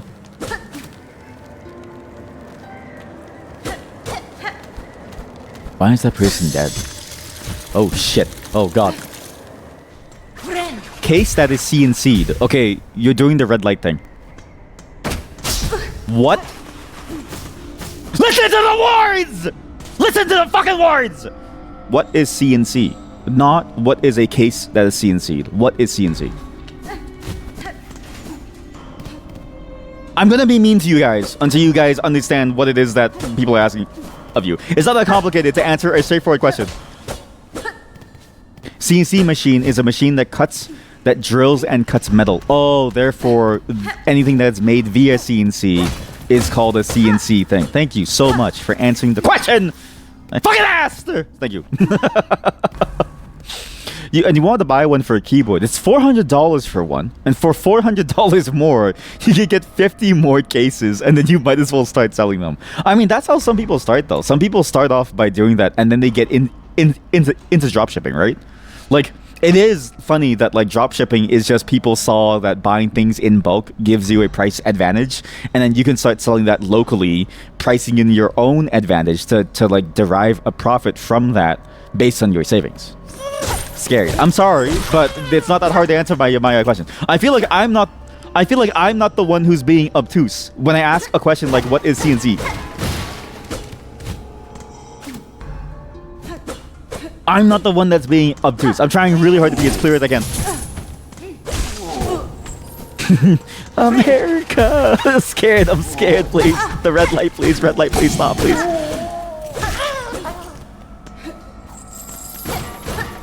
This is why, even if you sub to me, I give you no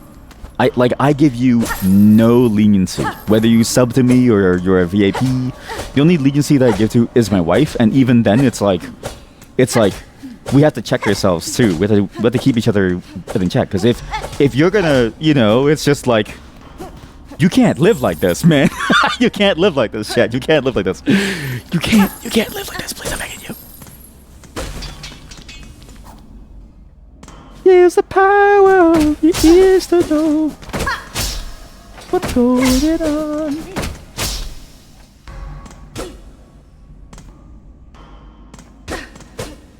It's funny that you get that much savings though, like to that degree, because for food stuff it was mainly the cost of shipping, and you didn't really want to get into too many routes because you had to optimize time of delivery alongside other factors, right? But for something like a keyboard, I would not have expected that much price differential. It just seems almost fake to me, because it's like, why would it be that much more for like Why would it be that much more for 1 versus 50? Is it really that transporting all of them is 400 as like a plane shipping cost? Because food has other challenges, so maybe I'm like missing what the challenges are there, but that seems like a scam. We can also afford whatever the tool is, because I have more beads now. Good.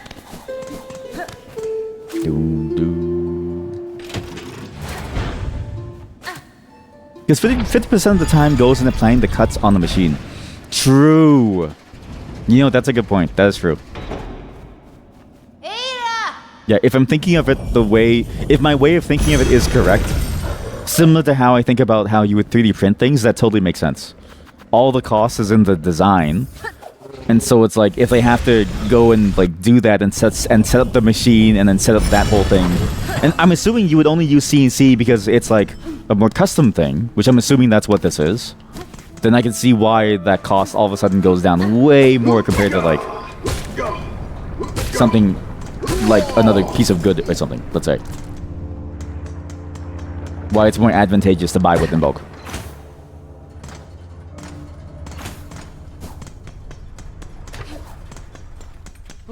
And now I'm going to buy you goods. You are going to give me this tool, and I'm going to love it. I really hope that this tool is good. If this tool isn't good, I'm really afraid.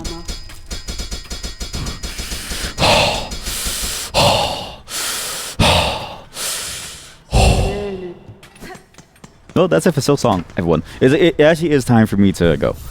That was a cool segment. I like where we ended off in that segment. I like how we found this like weird random place. I'm actually surprised that they did that whole zero mission segment, but I'm glad that they did. It just means that there's more of a mystery though, because I didn't realize that we'd be so far above the Citadel. Of all the places we could have gone, that we ended up here of all places is strange. And I want to go back to where that bug was who kidnapped me. Because that bug who kidnapped me presumably has some other things there. And it's interesting that that's one way to go there, but could I have gone there without getting kidnapped? You know what I mean? Like, why is it that I had to go through that process to go there? And what is my quest over here that I'm ignoring? Like, what am I missing by not doing the main quest over here that I'm finding over here that I can keep on going higher, right? And I know I keep singing, can we get much higher? But like, I don't want to go too high because now I'm missing the whole plot point, and now I don't know what's going on, right? So I'm curious to see what goes on in this game, and we'll have to do like a backtrack next time. But that's enough for today. I don't have too much time. This game is good, but in playing the games today, man, there's so much more that we have to discover, and I don't know if the Act 2 and Act 3 thing is real. I think we're actually on track for like a fairly solid playthrough. I just don't find it too hard. I find the game a little bit annoying at places, but not hard. Like, I'm starting to see some of the flaws of the game, but they're minor flaws in the context of a greater, amazing picture. It's good stuff.